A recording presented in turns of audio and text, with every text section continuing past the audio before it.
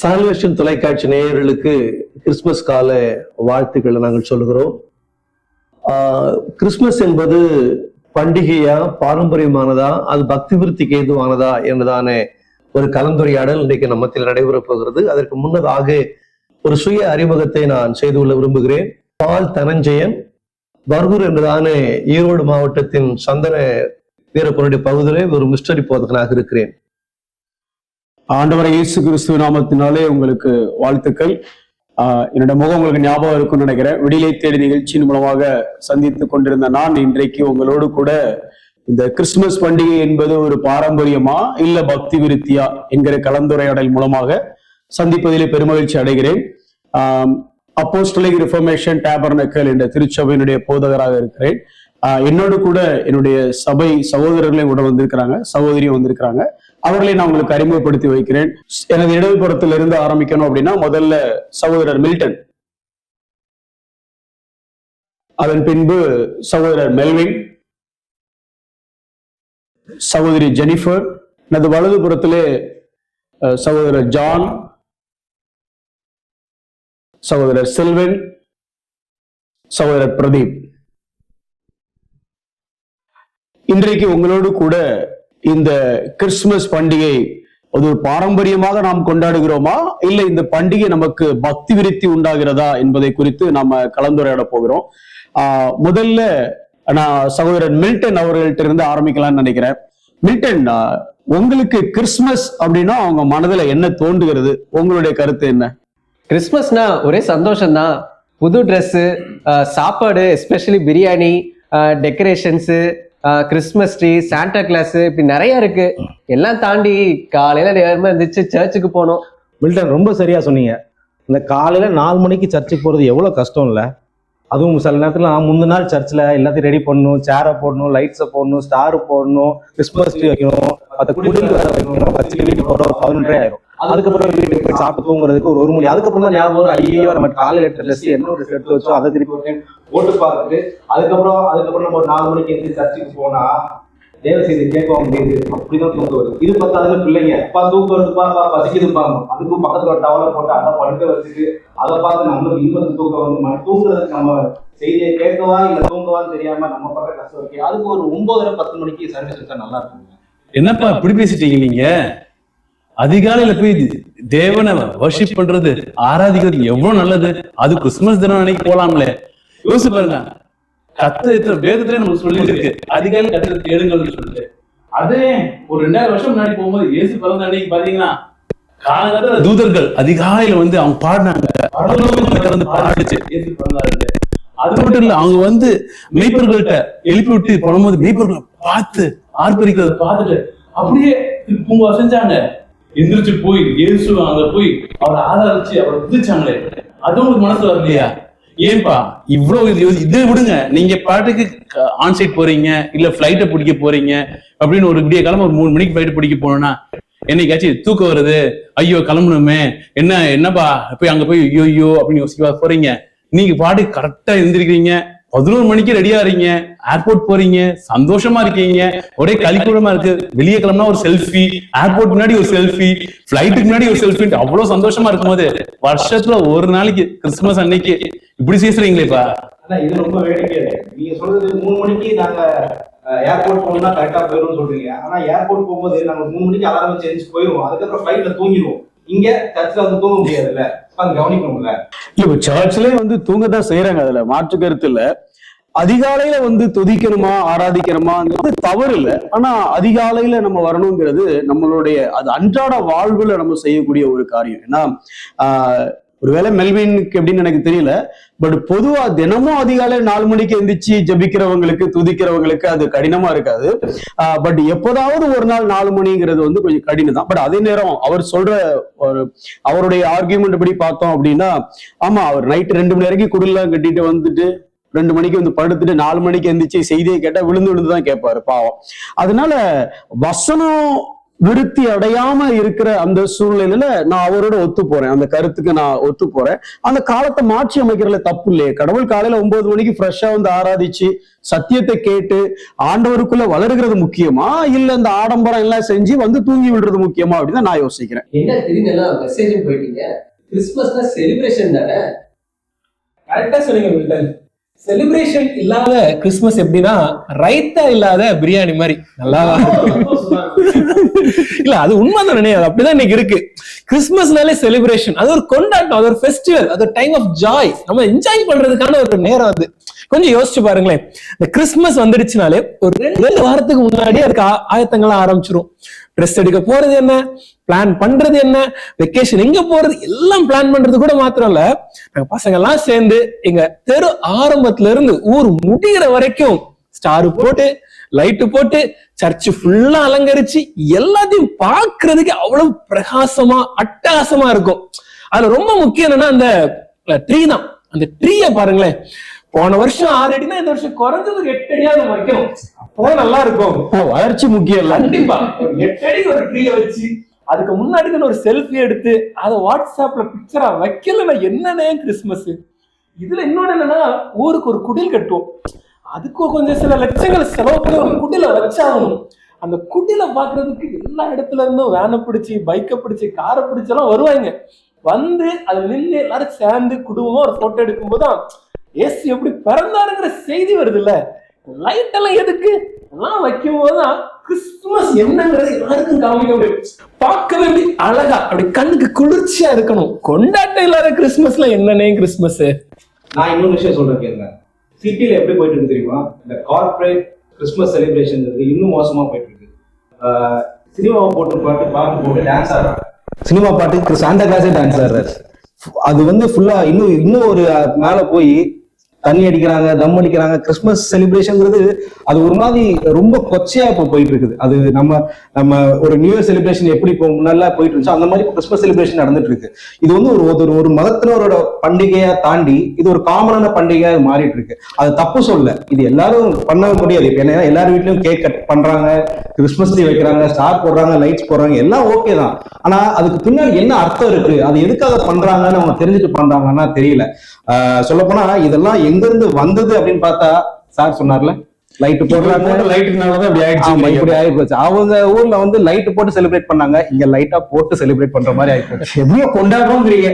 அப்ப இதுல இருந்து அப்படியே யோசிச்சோம்னா கொண்டாட்டம்ங்கிறது தவறு மாதிரி தெரியுது. அப்படி சொல்ல முடியாதுலானே. இப்போ நாங்க லைட்டு போட்டு இதெல்லாம் பண்ணி நம்ம எவ்வளவு பெரிய ஒரு செலிப்ரேஷன் பண்றோங்கிறத காமிக்கிறதுனால தானே மத்தவங்க கூட கிறிஸ்துமஸ் இன்னைக்கு செலிப்ரேட் பண்ண ஆரம்பிச்சிட்டாங்கல்ல. ஏன் பிரதீப் ரொம்ப கூர்ந்து பார்த்துட்டே இருக்கிறாரு? நீங்க சொல்லுங்க பிரதீப், நீங்க என்ன நினைக்கிறீங்க? ஆமா, ஆனா நீங்க கிறிஸ்துமஸ் இது டெக்கரேஷன் கொடியில எல்லாம் சீப்பாவோட பேசுறீங்க. ஆனா அது ஒரு பின்னணி, அது கூட கொண்ட ஒரு சுவிசேஷன் என்னன்னு யாராச்சும் யோசிச்சு பார்த்திருக்கீங்களா? கொஞ்சம் யோசிக்கணும்னா, நமக்கு ரசிக்கப்பட்ட கிறிஸ்தவர்கள் ஏன் வந்திருக்கு, சும்மா போய் நம்ம பாட்டு வீட்டுல குடில் வச்சுட்டோம், ட்ரீ வச்சுட்டோம் யோசிக்க கூடாது. குடில் என்ன சொல்லுது, அதுக்கு பின்னாடி பைபிள் என்ன பின்னணி, இல்ல ஒரு சுவிசேஷம் ஏதாச்சும் இருக்கா, இல்லாட்டி தேவையில்லை. எதுக்கு நம்ம கிறிஸ்தவர்கள்லாம் எதுக்கு நம்ம ஃபாலோ பண்ணணும்? சோ குடில நம்ம எடுத்து சீப்பா யோசிக்காம ஏன் குடில் அப்படின்னு நீங்க யோசிச்சு பாத்தீங்கன்னா, மாடு கட்டி வைக்கிற இடம், ஒரு அவுட் ஹவுஸோ இதை மாதிரி யோசிச்சுட்டு, ஏன்னா ஒரு சின்னதா ஒரு கட்டையை வச்சு கட்டி ஒரு தட்டியை போட்டு உள்ளுக்கு கொஞ்சம் மேய்ச்சலுக்கு, ஆடுக்கு மேய்ச்சலுக்கு கொஞ்சம் புல்ல போட்டு வைக்கிறோம்னு யோசிக்கிறோம். ஆனா அந்த காலத்துல நீங்க ஒரு 2000 வருஷம் முன்னாடி போய் பாத்தீங்கன்னா, இந்த ஹிஸ்டோரியன்ஸ் வரலாறு ஆசிரியர்கள் சொல்றது பாத்தீங்கன்னா, அந்த காலத்துல அந்த மாதிரிலாம் இல்லை. பெத்லஹேம்ல பாறைகள் மேல வீடு கட்டும் போது பாறைக்குள்ள கொகைகள் இருந்துச்சு. அந்த கொகைகளுக்குள்ளதான் அவங்க என்ன பண்ணுவாங்கன்னா, ஆடு மாடு அடைக்கிறதும் வீட்டுல தேவையில்லாத பொருட்கள் போடுறதும் எல்லாம் இருந்துச்சு. இந்த கொகை என்ன வெளிச்சம் போட்டு லைட்டு போட்டு செட்டு போட்டு வச்சிருப்பாங்க, அதெல்லாம் கிடையாது. அந்த காலத்துல அப்படி இருள் நிறைந்த இடம் அது. அங்க ஃபுல்லா ஒட்டடை அடைஞ்சிருக்கும், அப்படியே டேம்பா இருக்கும். மக்கள் போய் உள்ளுக்கு போறதுக்கு யோசிப்பாங்க. என்ன ஆடு மாடு கட்டி வச்ச இடம், இருள இடம், நம்மளால போக முடியுமா? கண்டிப்பா போயிருக்க முடியாது. ஆனா அந்த இடத்துல இயேசு பிறந்தார். அப்ப இதுக்கும் குடிலுக்கும் என்ன சம்பந்தம், இதுல என்ன சுவிசேஷம் என்ன யோசிப்பீங்க? யோசிச்சு பாருங்க. இந்த மாதிரி குடில் ஏன் இங்க வச்சிருக்கோம்னா, நமக்கு வெளிப்படுத்த வேணும்னா, இந்த மாதிரி இருள் உள்ள இடத்துல ஆண்டவர் வரும்போது யோசிக்கணும். நம்மளும் நம்ம இருதயமும் இந்த மாதிரி இருளுள்ள இருதயமா இருந்துச்சு. நம்ம இருதயமும் இவ்வளவு ஃபில்த்தியா அழுக்கா மோசமா இருந்துச்சு. ஆனா கடவுள் நமக்குள்ள நம்ம ரட்சிச்சதுனாலதான் நம்ம இன்னைக்கு ஒரு கிறிஸ்தவர்களா, ஒரு ரிஃபார்ம்டு கிறிஸ்டியன்ஸா நம்ம இருக்கோம். இல்லைன்னா நம்மளும் எப்படியோ செலிப்ரேட் பண்ணிட்டு இருந்திருப்போம். இந்த இது தோணணும். ஸோ நம்ம வீட்டில் வச்சிருக்க குடில் நம்மளுக்கு சுவிசேஷம் சொல்றது என்னன்னா, நீ இப்படி இருந்தால் நீ இப்படி மாறி இருக்க. அதே மாதிரி வெளியில வரவங்க புறஜாதியார்கள் மாற்று மதத்துக்காரர்கள் வரும்போது நம்ம சொல்லலாம், இந்த குடில் எப்படியா இருந்தாலும், நீ எப்படி இருந்தாலும் சரி, உன் இருதயம் எப்படி இருந்தாலும் சரி, இயேசு உங்களுக்குள்ள வந்தாருன்னா நீ கண்டிப்பா மாற முடியும் அப்படின்னு சொல்றதுதான் இந்த குடில். ரொம்ப அழகா சொன்னீங்க. இப்ப எல்லா வீடுகள்லயும் கிறிஸ்மஸ் ட்ரீ வச்சிருக்காங்க அப்படின்னு பாக்குறோம். இங்க கூட நம்ம டெக்கரேஷன் கிறிஸ்மஸ் ட்ரீ வச்சிருக்கோம். இந்த கிறிஸ்மஸ் ட்ரீ வந்து எப்படி பச்சை பசேல்னு முழுவதுமா வந்து கிரீன் கலர்ல ஃபுல்லா இருக்கோ, அந்த மாதிரி பண்டைய காலங்கள்ல கூட மற்ற மதத்தினர் வந்து அவங்க வீடுகளில் வந்து இந்த மாதிரி எவர் கிரீன் ட்ரீஸ், பசுமையான மரங்கள் வந்து வச்சிருந்தாங்களாம். எதுக்காக அவங்க வச்சிருந்தாங்கன்னா, அவங்களுக்கு நிறைய மூட நம்பிக்கைகள் இருந்தது. சிலர் நினைச்சாங்க பில்லி சூனிய கட்டுகள்ல இருந்து இந்த மாதிரி மரங்கள் வந்து எங்களை பாதுகாக்கும் அப்படின்னு நினைச்சாங்க. சிலர் நினைச்சாங்க ஏதாவது வியாதிலாம் எங்க குடும்பத்தினருக்கு வராம வந்து இந்த மாதிரி மரங்கள் வந்து பாதுகாக்கும்னு நினைச்சாங்க. சிலர் நினைச்சாங்க காத்து கருப்புலாம் அண்டாது, ஒரு மரம் கண்டிப்பா நம்ம வந்து பக்கத்து வீட்டுல வச்சிருக்காங்க பாருங்க, நம்ம வீட்லயும் வைக்கணும் அப்படின்னு சொல்லி சிலர் அந்த மாதிரி வச்சிருந்தாங்களாம். இப்ப இந்த மாதிரி இருந்த இந்த முன்னாடி காலத்துல வச்சிருந்தது எப்படி கிறிஸ்தவர்கள் வைக்க ஆரம்பித்தாங்க அப்படின்னு நம்ம பார்க்கும்போது, ஜெர்மனி தேசத்துல வந்து பின் நாட்கள்ல 16வது நூற்றாண்டுக்கு அப்புறமா தான் வந்து இந்த மாதிரி கிறிஸ்மஸ் ட்ரீஸை அவங்க கிறிஸ்மஸ் டைம்ல வந்து வைக்க ஆரம்பிச்சாங்க அப்படின்னு நம்ம பார்க்குறோம். 19வது நூற்றாண்டுல அமெரிக்கர்களும் வந்து இந்த மாதிரி வைக்க ஆரம்பிச்சது. அப்புறம் மற்ற நாடுகள்ல வச்சு இப்ப இந்தியாவில இருக்கக்கூடிய நாமளும் நம்மளுடைய வீடுகள்ல வந்து கிறிஸ்மஸ் ட்ரீ வைக்கிற கலாச்சாரம் வந்து நம்ம ஃபாலோ பண்ணிட்டு இருக்கோம். கண்டிப்பா. அது மாத்திரம் இல்லைன்னா இந்த சாண்டா கிளாஸும் நம்ம பார்த்தோம்னா, நம்ம கேரல் ரவுண்ட்ஸ் போகும்போது இல்லைன்னா எல்லா செலிப்ரேஷன்ஸ்லயும் வந்து நல்லா சத்தமா சிரிச்சுக்கிட்டு நல்ல சந்தோஷமா வரக்கூடிய இந்த ரெட் கலர் ட்ரெஸ் போட்ட சாண்டா கிளாஸை சின்ன குழந்தைகிட்ட கேட்டா கூட கரெக்டா சொல்லும், சாண்டா கிளாஸ் வந்திருந்தாரு. வேற என்னமா கத்துக்கிட்டா இன்னைக்கு ப்ரோக்ராம்ல அப்படின்னா, அதுக்கு அதெல்லாம் தெரியாது. சாண்டா கிளாஸை பார்த்தேன், எனக்கு சாக்லேட் தூக்கி போட்டாரு, கிஃப்ட் கொடுத்தாரு அப்படின்னு தான் எல்லா குழந்தைங்களும் வந்து ஞாபகம் வச்சிருக்கோம் ஒரு கிறிஸ்மஸ் செலிப்ரேஷனை. ஏன் நம்மளே கூட சாண்டா கிளாஸ் கூட சேர்ந்து செல்ஃபி எடுத்துக்கிறது, அவரோட சேர்ந்து ஆடுறது பாடுறதுன்னு சொல்லி எல்லாரும் அததான் வந்து முன்னிலைப்படுத்துறாங்க. சின்ன வயசுல சாண்டா கிளாஸ்க்கு நம்ம லெட்டர்லாம் கூட எழுதி இருக்கோமே. ஓ, அப்ப அப்படி இருக்கிற சாண்டா கிளாஸோட பின்னணியை பார்த்தோம்னா, இது வந்து 4வது நூற்றாண்டுல செயின்ட் நிக்கலஸ் அப்படின்னு ஒருத்தர், அவர் வந்து ரொம்ப நல்ல ஒரு உதாரத்துவமான ஒரு உள்ளம் நிறைந்தவரா இருந்தாரு அப்படின்னு நம்ம பார்க்கிறோம். அவருடைய ஒரு பெரிய ஒரு நல்ல காரியம் என்ன அப்படின்னா, மற்றவங்களுக்கு தெரியாம கொடுக்கக்கூடிய மனசு வந்து அவருக்கு இருந்துச்சு.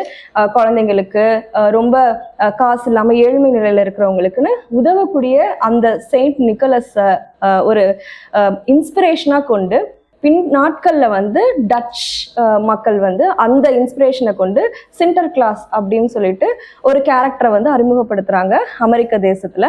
பின்னாடி அதை அப்படியே மருவி இங்கிலீஷ்ல வந்து சாண்டா கிளாஸ் அப்படின்னு சொல்லி நம்ம வந்து சொல்றோம். இப்ப இந்த சாண்டா கிளாஸை வச்சு ஒரு பிரபலமான குளிர்பான கம்பெனி அவங்க என்ன பண்றாங்கன்னா, ரெட் கலர் ட்ரெஸ் போட்டு நல்ல சிரிச்ச முகமா இருக்கக்கூடிய ஒருத்தரை வந்து தங்களுடைய குளிர்பானத்தை வந்து மார்க்கெட் பண்றதுக்கு ஒரு மார்க்கெட்டிங் ஸ்ட்ராட்டஜியா யூஸ் பண்ணி இப்போ ரீசெண்டாக 20th சென்ச்சுரியில வந்து அவங்க பாப்புலரைஸ் பண்ணதுதான் இப்போ நம்ம பார்க்கக்கூடிய இந்த ரெட் ட்ரெஸ் போட்டிருக்க இந்த சாண்டா கிளாஸ். சாண்டா கிளாஸ் சிவப்பு கலர் ட்ரெஸ் போட்டிருக்கு. நான் நினைச்சேன் இயேசுநாதர் ட்ரெஸ் சிவப்பு கலர் அதான் போட்டிருக்குன்னு நினைச்சேன். நீங்க கூட ட்ரெஸ் நினைச்சீங்க, நான் ரத்தத்தை காமிக்குது, ரத்தத்தை காமிக்குது போல நினைச்சேன். இது கம்பெனியை காமிக்குதுங்கிறது தெரியாம போச்சு. இன்னைக்கு சர்ச்சில் ஜீசஸ் வராரா இல்லையோ கிறிஸ்துமஸுக்கு, சாண்டா கிளாஸ் கரெக்டா வந்துடுறாரு. ஆமாண்ணே, இப்பெல்லாம் பார்த்தோம்னா மக்களுமே ரெட் கலர் ட்ரெஸ், கிறிஸ்துமஸா ரெட் கலர் ட்ரெஸ் தான் போட்டு போனோம். நீங்க வேற எங்க ஆபீஸ்ல வேற சொல்லி விட்டாங்கண்ணே, கிறிஸ்துமஸ் செலிப்ரேஷன் எல்லாம் ரெட் கலர்ல வாங்குறேன்னு சொல்லி விட்டாங்க. அந்த மாதிரி இப்ப ரெட் வந்து பாப்புலரைஸ் ஆயிட்டு இருக்கு. இதோடைய பேக்ரவுண்ட் நம்ம தெரிஞ்சுக்காமலே அப்படின்னு தான் நான் நினைக்கிறேன். அப்போ பைபிளுக்கும் சாண்டாக்கும் சம்பந்தமே இல்லை போல. நாம செய்யற பல காரியத்துக்கும் பைபிளுக்கும் சம்பந்தமே இல்லையே. கரெக்டா தான் சொல்றீங்க. ஃபர்ஸ்ட்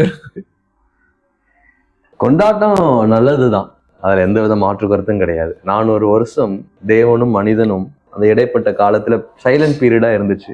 தேவன் பேசவே இல்லை. அந்த நேரத்துல வந்து பார்த்தீங்கன்னா தேவன் பிறக்க இருக்கிறார், அவர் பிறந்து விட்டார் அப்படிங்கிற நற்செய்தி, இருளை மாற்றுவதற்காக தேவன் மனிதனாய் பிறந்திருக்கார் நற்செய்தியை கேட்கும் பொழுது எந்த மனிதனா இருந்தாலும் கொண்டாடாம இருக்க முடியாது. கண்டிப்பா கொண்டாட தான் செய்வாங்க. கொண்டாட்டம் தப்புன்னு நான் சொல்லல. ஆனா அந்த கொண்டாட்டத்தை எப்படி கொண்டாட வேணுங்கிற ஒரு முறை இருக்குது. அதுதான் இன்னைக்கு நம்ம பாக்குறோம். நம்ம சொல்றோம், சகோதரர் சொன்னாரு, சர்ச்சு நாங்க பயங்கரமா டெக்கரேட் பண்றோம் பிரதர், லைட்டு போட்டு அப்படியே ஜொலிக்கா நாங்க செய்யறோம் பிரதர். இன்னும் சொல்ல போனா சர்ச்சுக்கு மட்டும் லைட் போடல பிரதர், 5 கிலோமீட்டர் ரோட்டுக்கே நாங்க வீதி ஃபுல்லா லைட்டை போட்டு நாங்க விடுறோம். நீங்க ரோட்ல இருந்து நடந்து வந்தீங்கன்னா ஆடு ஓடு மாடு ஓடு எல்லாம் பறக்கும். இன்னும் சொல்ல போனா அந்த லைட்ல சீரியல் லைட்லயே அப்படியே ஆடு ஓடு மாடு ஓடு எல்லாம் பறக்கும். அந்த இடத்துல தேவதூதர் ரெக்கை கட்டி பறக்கிற மாதிரி நடந்துட்டு வருவாங்க. அது போக சொன்னா அந்த குடில வந்து பாத்தீங்கன்னா இயேசு கிறிஸ்து பிறந்த மாதிரி தாளாட்டுற மாதிரி எல்லாம் அப்படியே பொம்மையெல்லாம் வச்சு அந்த அப்படியே லைட் அப்படியே நடந்துட்டு நேரா கொண்டு வந்து சர்ச்சோட இந்த பிணக்கல் மேல வரையும் கொண்டு வருது. எனக்கு ஒரே ஒரு கேள்வி, இவ்வளவு ஆடம்பரமா செய்யறமே அதுக்கு பணம் எங்கிருந்து வருது? யாருடைய காசு அது? நம்ம என்னைக்காவது யோசிக்கிறோமா? இன்னும் சொல்ல போனா சில சபைகளில் எல்லாம் பார்த்தீங்க அப்படின்னா அந்த சபையில வாழக்கூடிய அந்த குடும்பங்களுக்கு டாக்ஸ் வரி கேட்கறாங்க. கிறிஸ்துமஸ் வந்துருச்சு அப்படின்னா ஒவ்வொரு குடும்பத்துக்கும் தலா 2000 தலா 3000. இதே அந்த குடும்பத்துல பாத்தீங்கன்னா அப்பா அம்மா இருப்பாங்க, அந்த பிள்ளைக்கு கல்யாணம் ஆயிடுச்சுன்னா ஒரே குடும்பத்துல 2ஆ பிரிச்சு நீங்க 2000 கொடுங்க, உங்க பிள்ளைக்கு கல்யாணம் ஆயிடுச்சு அவன் தனி குடும்பம் அவனுக்கு 2000, மொத்தம் 4000 கொடுங்கன்னு சொல்லிட்டு அவங்க கேட்கிறாங்க. அவங்களோட நிலைமை எப்படி இருக்குங்கிறத நம்ம யோசிக்கிறதே கிடையாது. இவ்வளவு காசு வாங்கி இவ்வளவு ஆடம்பரமா அதை நம்ம செய்யறதுக்கு பதிலாக அந்த காசை நம்ம கலெக்ட் பண்ணி எவ்வளவு மிஷினரி இயக்கத்திற்கு நம்ம கொடுக்கலாம், எவ்வளவு மிஷினரி குடும்பங்களை நம்ம தாங்கலாம். எவ்வளவு சபைகள் இன்னைக்கு கட்டடம் இல்லாம புல்தரையில மேட்டுல கற்களில மலையில வந்து பார்த்தோன்னா ஷெல்டர் இல்லாம கைகளில புடிச்சு கொண்டு அந்த மாதிரி எல்லாம் சபை நடக்கிற இடத்துக்கு நம்ம அந்த காசை வந்து பார்த்தோன்னா நம்ம பயன்படுத்தி அவங்களை சபைகளை கட்டி கொடுக்கலாம். அந்த யோசனைலாம் ஏன் நமக்கு வர மாட்டேங்குது? வேதம் சொல்லுகிறது மத்தேயு 5:14 நீங்கள் உலகத்துக்கு வெளிச்சமா இருக்கிறீர்கள்னு சொல்லுது. இதே 1 கொரிந்தியர் 3:16 என்ன சொல்லுது? நீங்கள் தேவனுடைய ஆலயமா இருக்கிறீர்கள் என்று உங்களுக்கு அறியவில்லையா? இப்ப வசனம் என்ன சொல்லுது? நீங்க தான்ப்பா ஆலயம், நீங்க தான்ப்பா வெளிச்சம் அப்படின்னா இன்னைக்கு கிறிஸ்தவங்க என்ன பண்ணிட்டாங்க? எப்பா என்ன ஆலயமா இருக்கும்னு எதிர்பார்க்காதப்பா, என்ன வெளிச்சமா இருக்கும்னு எதிர்பார்க்காத. அவன் யோசிக்கிறான், ரைட் நான் ஆலயமா இருக்க முடியாது, நான் வெளிச்சமா இருக்க முடியாது, என்ன பண்ணலாம், எனக்கு முன்னாடி ஒரு ஆலயம் இருக்கு, ரைட்டு கடையில போனா காசு கொடுத்தா சீரியல் லைட் வரும், என்னால லைட்டா இருக்க முடியாது, ரைட் ஆலயம் இருக்கு லைட்டை கட்டு, ரைட்டு முடிஞ்சிச்சு. they have brought the counterfeit, right? எது நிஜமோ நிஜம் இல்லாம ஒரு போலியான செய்கையை காட்டக்கூடிய ஒரு ஜனமாக மாறிட்டோம். இன்னைக்கு நம்ம வந்து பல நேரத்துல வந்து யோசிக்கிறோம், தேவன் என்ன சொல்லுகிறார்? ஆலயமா இருந்து வெளிச்சத்தை பிரகாசிங்கன்னு சொல்றாங்க. நற்செய்தி என்கின்ற சுவிசேஷத்தை கேட்டு அதை கேட்டு அதை விசுவாசித்து தேவ ஆலயமாகிய நாம் கிறிஸ்துவை போல வாழ்ந்து நம்மளோட வாழ்க்கையை பிரகாசம் அடையக்கூடிய ஒளியா இருக்கணும்னு சொல்லுது. ஆனா இன்னைக்கு நம்ம அப்படி வாழ்க்கையை வாழாம நம்ம என்ன பண்ண ஆரம்பிச்சோம் அப்படின்னா நம்ம கொண்டாட ஆரம்பிச்சோம். கிறிஸ்துவை போல வாழ்ந்து பிரகாசிக்கிற ஒளியாய் நடந்து கிறிஸ்துவை காண்பிக்கிறது தான் சிறந்த கொண்டாட்டம் அப்படிங்கிறது நான் நினைக்கிறேன். நீங்க சொல்றது ஓகே, ஆனா நீங்க சொல்றத பார்த்தா நீங்க மேபி இப்படி யோசிக்கலாம், நீங்க பண்டிகை கிறிஸ்தவர்கள் இல்ல பாரம்பரிய கிறிஸ்தவர்களை சொல்றீங்க, ஆனா இதே பண்டிகையை எடுத்துட்டு பக்தி விருத்தி அடைகிற மாதிரியும் மக்கள் கொண்டாடத்தான் செய்யறாங்க. நம்ம மொத்தத்துக்கு எல்லாருமே தப்பு செய்யறாங்க அப்படின்னு நம்ம சொல்லிட முடியாது. இந்த மாதிரி காரியங்கள் எல்லாம் ஓகே நம்ம புரிந்து கொள்ள வேண்டியது நிச்சயம். ஆனா நீங்க சொல்லுங்க, இப்ப இது வந்து எல்லாருமே இப்படி பாரம்பரியமா கொண்டாடுறோமா இல்ல இதுல பக்தி விருத்தி அடைகிற மாதிரி காரியங்களை செய்யலாமா? ஏன்னா இப்ப இதுல ஒவ்வொருத்தரும் சொல்லும் பொழுது குடில பத்தி சொன்னாங்க, ட்ரெஸ்ஸை பத்தி சொன்னாங்க, லைட்டை பத்தி சொன்னாங்க. ஆனா இது ஒரு சாரா இப்படி இருக்கலாம், ஆனா எல்லாருமே இப்படி இருக்கிறாங்களா இல்ல இப்படித்தான் கிறிஸ்துமஸ் பண்டிகை கொண்டாடப்படுகிறதா? பெருவாரியா அவங்க சொன்னதுல வந்துட்டு உண்மை இல்லாம இல்லை, ஆனா முற்றிலும் மோசமாகி விடவில்லை என்பது வந்துட்டு நான் அதை யோசிக்கிறேன். கிறிஸ்துமஸ் என்றாலே ஒரு தேவ சந்திப்பு, மனுக்குலத்தை தேவன் சந்தித்தார். நம்ம பேசுற எல்லா காரியங்களும் பார்த்தீங்கன்னா அது கொண்டாட்டத்தை பற்றி, ஆலயத்தை பற்றி, அலங்காரத்தை பற்றி இப்படிப்பட்டதான காரியங்களா இருந்துச்சு. ஆனா இதுக்கு நடுவுல நம்ம கவனிக்க வேண்டிய ஒரு காரியம், தேவன் மனுக்குலத்தை சந்தித்தார். அந்த மனுக்குலத்தை அவர் சந்தித்த பொழுது என்ன ஆயிற்று? எல்லா மனுமக்களுக்கும் ஒரு மகிழ்ச்சி. இங்க நாம ஒரு காரியத்தை யோசிக்கணும். கிறிஸ்துமஸ் என்பது கிறிஸ்தவர்களுக்கான அவர்களுக்கான பண்டிகை மட்டுமே அல்ல, அது உலகம் அனைத்துக்குமான ஒரு பண்டிகை. இதோ எல்லா ஜனத்திற்கும். அப்ப பாகுபாடு இல்லாம இந்த உலகம் முழுவதும் வாழக்கூடிய மக்களுக்கான ஒரு செய்தி அது. இப்ப இந்த செய்தி நமக்கு வந்துச்சு, கிறிஸ்து 2000 வருஷத்துக்கு முன்னாடி அங்க பிறந்தார் பெத்லகேம்ல, அது வரலாறு. ஆனா நமக்குள்ள பிறந்த ரட்சிப்பின் வாழ்க்கை, அந்த வாழ்க்கை நம்ம வாழும்போது என்ன ஆகுதுன்னா அந்த வாழ்க்கையால ஒரு மகிமை தேவனுக்கு போகணும், நான் மகிழ்ச்சி அடையணும், அது இடத்துல தேவனுக்கு மகிமை. நீங்க அருமையா சொன்னீங்க, ஜான் ஒரு காரியத்தை சொன்னாங்க, நாம வந்துட்டு இந்த கிறிஸ்துமஸ்ல வந்து நிறைய எல்லாம் செலவெல்லாம் பண்றோம், பணத்தெல்லாம் கலெக்ட் பண்றோம். ஆனா அதே நேரத்துல பணமற்றவர்கள், வாழ்க்கையில வசதியற்றவர்கள் ஒதுக்கப்படுறோம், அதை எப்படி கொண்டாடுவாங்க? நீங்க இப்ப நீங்க வாசித்து வரலாம், ஏசாயா 9ஆம் அதிகாரத்துல 6 தான் பிரபலமான அந்த வசனம் வருது. ஆனா அந்த வசனம் யாருக்கு தெரியுமா ஆரம்பிக்கும் போது ஒடுக்கப்பட்ட ஈனமா கருதப்பட்ட செபுலோன் நப்தலி மக்களுக்கு தான், இருள்ல வாழக்கூடிய மக்களுக்கு தான் வெளிச்சம் சொல்லி வருது. அப்ப பாதிக்கப்பட்ட ஒடுக்கப்பட்ட விளிம்புநிலை மக்களுக்கான ஒரு காரியமா தான் அது முதன்மைப்படுத்தப்படுது. அப்படிப்பட்ட மக்கள் நம்முடைய ஊழியத்துல சந்திக்கப்படுறாங்களா? கிறிஸ்துமஸ் காலகட்டத்துல நம்மை உடுத்துவதற்கு வழியே இல்லாம மற்றவர்களை உடுத்துவதா? நாம உண்டு, நம்முடைய பொருளாதாரம் எப்படி வருது? மளிகை கடைக்கு போயிட்டு வருது, அது கிச்சனுக்கு போகுது, வேற வடிவத்துல டைனிங் டேபிளுக்கு வருது, வயிற்றுல போகுது, வேற ஏதாவது டாய்லெட்டுக்கு போகுது. ஆனா அதே நேரத்துல பசித்த ஒரு வயிறுக்கு நாம் உணவளிக்கும் போது அது பரம்பனுடைய வயிற்றுக்கு போகுது. ஒரு ஏழையினுடைய உடல் மீது ஒரு உடை போர்த்தப்படும் போது அது இயேசுக்கே போகுது. இது நம்முடைய வாழ்க்கையில இருக்குமே. ஏன்னா அந்த கொண்டாட்டம் பூலோகத்தில் மட்டுமல்ல, பரலோகத்துல தேவனுடைய தூதர்கள் மத்தியில ஒரு மகிழ்ச்சி உண்டாக்கும். ஆகவே அர்த்தமுள்ள ஒரு கிறிஸ்துமஸ கொண்டாடணும். நீங்க சொன்னீங்கல்ல, ஏதாவது ஒண்ணு அமெரிக்காவில வந்து போச்சு நாம என்ன செய்யறோம்? உடனே வந்து அதை வாங்கிக்கிறோம், உடனே அந்த காப்பி அடிச்சிடும். ஆனா காப்பி அடிப்பதற்காக கர்த்தர் என்ன செய்யல, நம்ம அழைக்கல. அப்படி காப்பி அடித்தால் அவரை தான் நம்ம காப்பி அடிக்கணும். அப்படி ஒரு காப்பி அடிச்சோம்னா அவர் எங்க வந்தார், அவர் யாருக்கு அறிமுகமானார், இதெல்லாம் நமக்கு இருக்கும். நமக்கு பிரபலமானவங்களோட ஒரு போட்டோ எடுத்து போறதுனா அவ்வளோ மனதுக்கு ஒரு பெரிய சந்தோஷம்.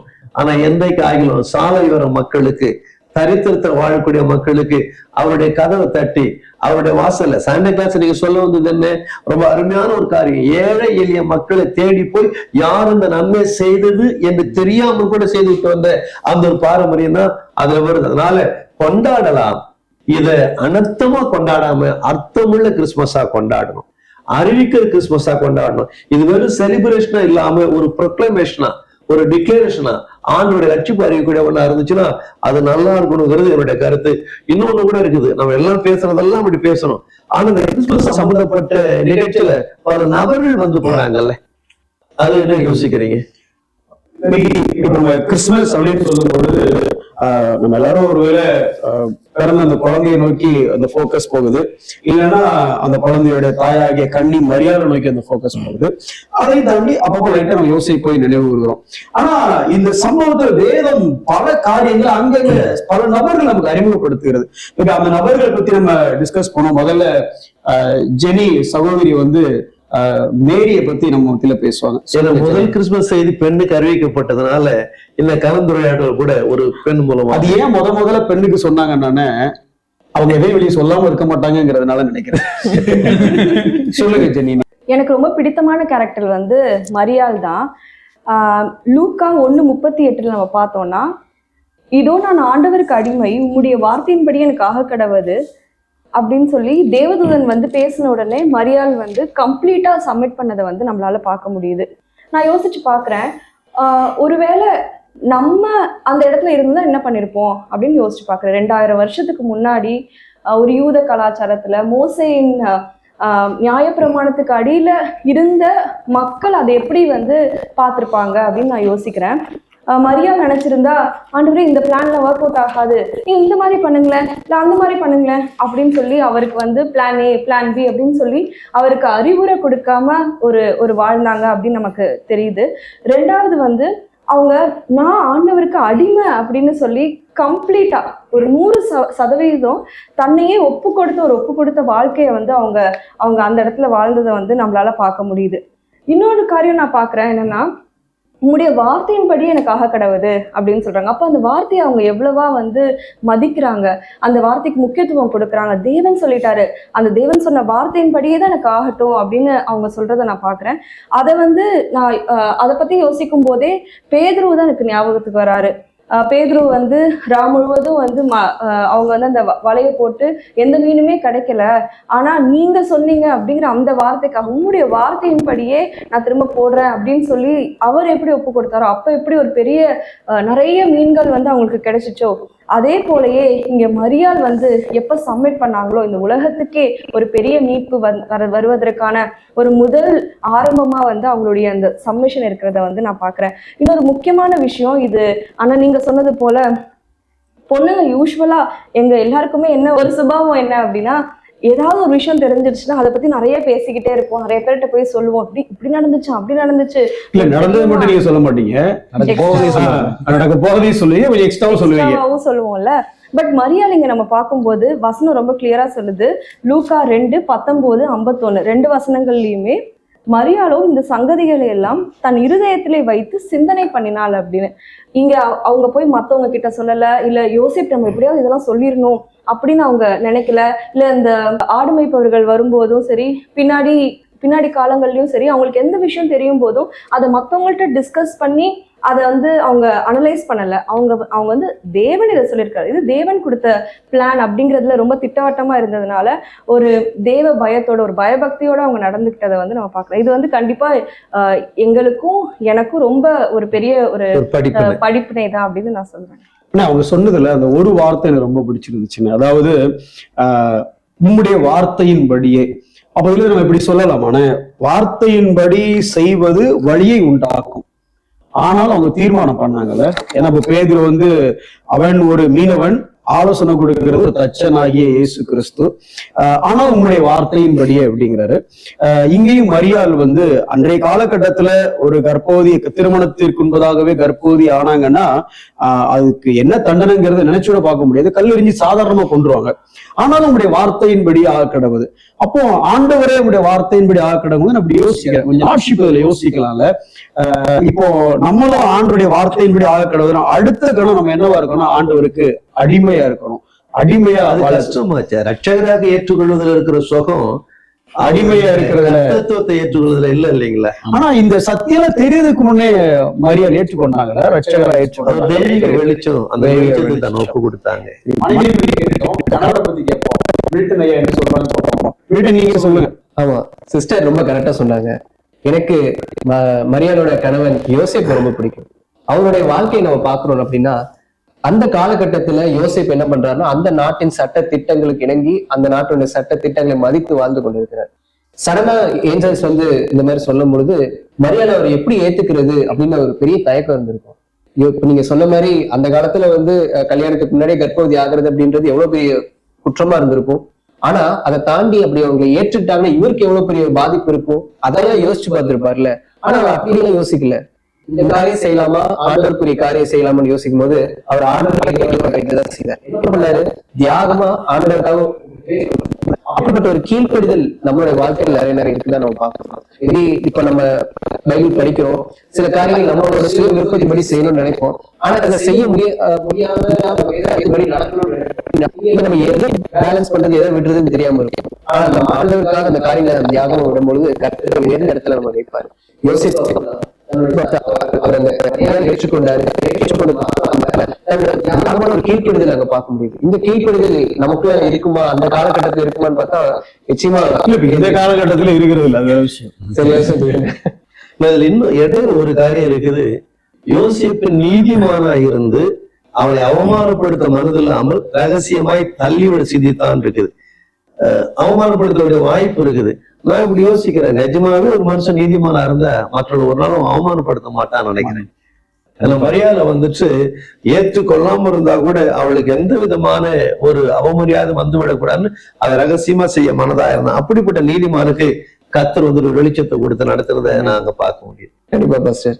ஏன்னா இதுக்கப்புறம் பார்த்தோம்னா யோசேப்பு மரியாதை ஏற்றுக்கொண்டது மாத்திரம் இல்லாம மரியாளுக்கும் இயேசு கிறிஸ்து பிறந்ததுக்கு அப்புறமா ஒரு கணவரா, ஒரு பொறுப்புள்ள ரெஸ்பான்சிபிள் ஹஸ்பண்டா இருந்திருக்கிறாருன்னு நம்ம பார்க்க முடியுது.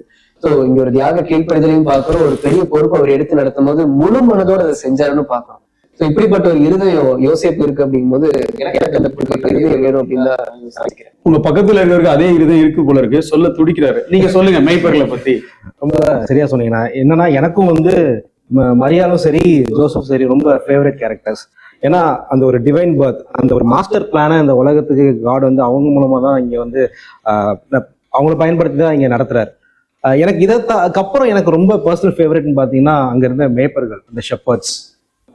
ஸோ ஷெப்பர்ட்ஸ்ல வந்து நான் ஒரு 3 காரியம் நான் அதுல இருந்து பார்க்குறேன். முதல் காரியம் வந்து தாழ்மை, ஹம்பிள்னஸ்.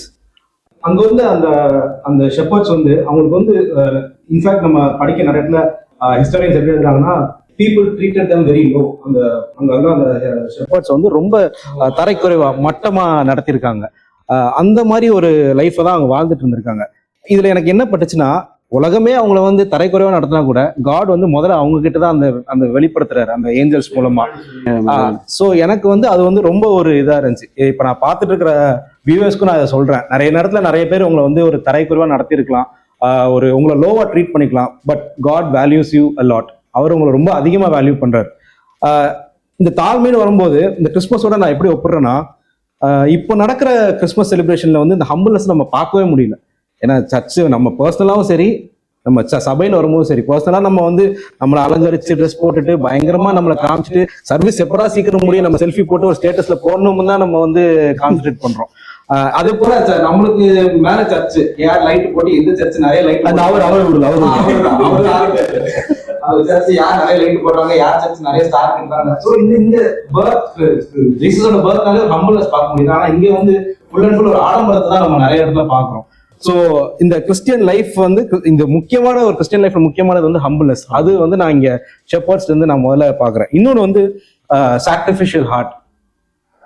அந்த மேய்ப்பர்கள் அந்த ஏஞ்சல் வந்து அவங்ககிட்ட சொல்லும் போது என்ன பண்ணிருப்பாங்க, அந்த அவங்களுக்கு ஆடெல்லாம் இருந்திருக்கும். உடனே விட்டுட்டாக்குன்னு ஒரு தண்ணி ஒரு போய் ஒரு இடத்துல வச்சுட்டு அதுக்கு தண்ணி எல்லாம் வச்சுட்டு சாப்பாடுலாம் வச்சுட்டு அப்படி போயிருக்க மாட்டாங்கல்ல. டக்குன்னு அங்க யாராவது பார்த்துட்டு பாத்துக்கோங்க இந்த பொறுப்பை படிச்சுட்டு ஓடி இருப்பாங்க. நம்ம இன்ஃபேக்ட் நம்ம பார்க்கும்போது அந்த மேய்ப்பர்களுக்கு வந்து அதுதான் லைஃப். அந்த அந்த அந்த ஆடுகள் தான் அதுக்கு அவங்களுக்கு வாழ்க்கையே. பட் அதை வந்து டக்குன்னு அவங்க இதுக்காக விட்டுட்டு ஓடி போறாங்க. ஏன்னா லூக்கா 2:16 விரைவாக அப்படிங்கிற ஒரு வார்த்தை இருக்கு. ஸோ அதனால அவ்வளோ என்னதான் இருந்தாலும் விட்டுட்டு உடனே ஓடி போறாங்க. ஸோ நான் எப்படி ரிலேட் பண்றேன்னா, நம்ம நிறைய நேரத்துல நம்மளோட கெரியரை, நம்மளோட காடா இல்ல வார்த்தையா இதெல்லாம் பார்க்கும்போது இதுக்கும் நம்மளோட கெரியரையும் பார்க்கும்போது எதுக்கு நம்ம முக்கியத்துவம் கொடுக்குறோம் அப்படின்னு நம்ம யோசிச்சு பார்க்கணும். இன்ஃபேக்ட் நம்ம ஒரு எக்ஸாம்பிளோட அவங்க சொன்னா இன்னும் பெட்டரா புரியும். எரிக் லிட்டில் அப்படின்னு சொல்லக்கூடிய ஒரு வீரர், ஒரு 100 மீட்டர் ஓடக்கூடிய ஒரு வீரர், அத்லெட். அவர் வந்து இன்ஃபேக்ட் ஒரு 1930 நினைக்கிறேன், எனக்கு இயர் கரெக்டா ஞாபகம் இல்லை. ஸோ அந்த வருஷம் வந்து அவருக்கு பார்ட்டிசிபேட் பண்ணக்கூடிய அந்த அது எப்போ வந்துச்சுன்னா சண்டே அன்னைக்கு வந்து. அப்போ அவர் என்ன பண்றாரு, எனக்கு சர்ச் தான் முக்கியம் அப்படின்னு சொல்லிட்டு அதுக்கு முக்கியத்துவம் கொடுத்து அவர் போறாரு. ஆனா மொத்த உலகம், அந்த மொத்த நாடுமே, அவர் ஸ்காட்லாண்டை சேர்ந்தவர், அந்த மொத்த நாடுமே அவர் வந்து தப்பா பேசுறாங்க. அவர் ஒரு ட்ரைட்டர், ஒரு தேச துரோகிங்கிற மாதிரி ட்ரீட் பண்றாங்க. பத்திரிகைலாம் கீழே கிழிச்சது. அது ஒரு நாட்டுக்காக ரெப்ரசென்ட் பண்ணும்போது அவர் அன்னைக்கு வரலங்கும் போது எவ்வளவு அந்த நாட்டுக்கே ஒரு அவமானம் மாதிரி தான் இருக்கு. ஸோ அந்த மாதிரி இருக்கும்போது அவர் வந்து எனக்கு சர்ச் தான், கடவுள் தான் முக்கியம்னா கடவுள் கரைக்கு தான் முதல்ல ஓடிட்டு போயிடுறாரு.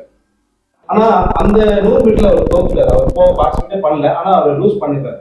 ஆனா இதுல என்ன ஒரு பெரிய அற்புதம் அதிசயம் பாத்தீங்கன்னா, அவருக்கு பரிச்சயமே இல்லாத 400 மீட்டர் அடுத்தது இதுக்கு நடக்குது. அவருக்கு 100 மீட்டருக்கும் போது அவர் வந்து ஒரு ஷார்ட்டர் டிஸ்டன்ஸ் ரன் பண்ணுறது தான் ப்ராக்டிஸ் பண்ணியிருப்பாங்க. அந்த ஸ்டாமினா தான் அவங்களுக்கு இருக்கும். இப்போ 400 மீட்டர் போது இன்னும் டிஸ்டன்ஸ் ஜாஸ்தி, இன்னும் எனர்ஜி வேணும், அதுக்கு அவங்க ப்ராக்டிஸ் பண்ணிருக்க மாட்டாங்க. ஆனா ஆக்சுவலி அவருடைய தேவ பக்தியை பார்த்து ஒலிம்பிக் கமிட்டி வந்துட்டு ஓட சொல்லி அவர்கிட்ட கேட்கறாங்க. ஸோ அந்த 400 மீட்டர் ஓடும் போது ஓடி அதுல ஓடுறது மட்டும் இல்ல, வின் பண்றதுங்கிறது சும்மா நார்மலா வின் பண்ணல, கோல்டு மெடலோட வின் பண்ணிருக்காரு. ஸோ இது என்ன பாக்குறேன்னா, அவர் கடவுளுக்காக போனதால கடவுள் ஒரு விஷயம் நான் சொல்லட்டுங்களேன். அப்படி ஓடுவதற்கு முன்னாடி யாரும் ஒரு துண்டு சீட்டை கொண்டு வந்து அவர்கிட்ட கொடுக்கக்கூடிய ஒரு நிகழ்ச்சி அதுல வருது. அதுல என்னை கனம் பண்ணுகிறவனை நான் கனம் பண்ணுவதான வார்த்தை இருந்துச்சு. அதை வாசிச்ச உடனே அவருடைய காலில் யாரும் சக்கரம் கட்டி விட்ட மாதிரி இருந்துச்சா. Please continue. பாச சொல்றது சரியா, அது அந்த மெடல் வாங்கிட்டு அந்த நிற்கும் போது, அந்த ஃபர்ஸ்ட் செகண்ட் தேர்ட் நிற்கும் போது அவர் கையில அந்த துண்டு சீட்டை கொடுத்துட்டு போனதா நானும் படிச்சிருக்கேன். சரியா சொன்னீங்க பாஸ்டர். ஸோ அந்த மாதிரியான ஒரு சாக்ரிஃபிஷியல் ஹார்ட் நம்ம இருக்கா? நம்ம வந்து சபைக்கு முக்கியத்துவம் கொடுக்குறோமா, இல்ல நம்மளோட வாழ்க்கையில கெரியருக்கோ இல்ல நம்ம ஃபேமிலிக்கோ எதுக்கு நம்ம முக்கியத்துவம் கொடுக்குறோம் அப்படிங்கிறத யோசிச்சு பார்க்கணும். மூணாவதா வந்து நான் பார்க்கறது வந்து அந்த அவங்க வந்து அதுக்கப்புறம் என்ன பண்ணாங்க, அந்த ஷெப்பர்ட்ஸ் வந்து started spreading the good news. அதை போய் மற்றவங்களுக்கு அறிவிச்சாங்க. இதை வந்து நம்ம எந்த அளவுக்கு பண்றோம்னு நம்ம யோசிச்சு பார்க்கணும். சில கிறிஸ்மஸ்ன்னு வரும்போது தம்பி சொன்ன மாதிரி செலிப்ரேஷன் தான் ஜாஸ்தியா இருக்கு. நாங்க லைட்டு போடுறோம், நாங்க சவுண்டு போடுறோம், நாங்க வந்து ஸ்டார் கேட்டுறோம், இதெல்லாம் பயங்கரமா சந்தோஷமா இருக்கோம். இதனால அவங்களுக்கு என்ன தெரிஞ்சது, என்ன புரியுதுன்னு இல்லை. அவங்களும் வந்து அதை வந்து இது வந்து என்ன கத்துக்கணும், என்ன கத்துக்கணும்னு அவங்க நினைக்க மாட்டேங்கிறாங்க. இதுல என்ன சந்தோஷம், இன்னும் என்ன எப்படி இதை வந்து நம்ம என்ஜாய் பண்ணி நம்ம இருக்கலாம் அப்படின்னு தான் யோசிக்கிறாங்க.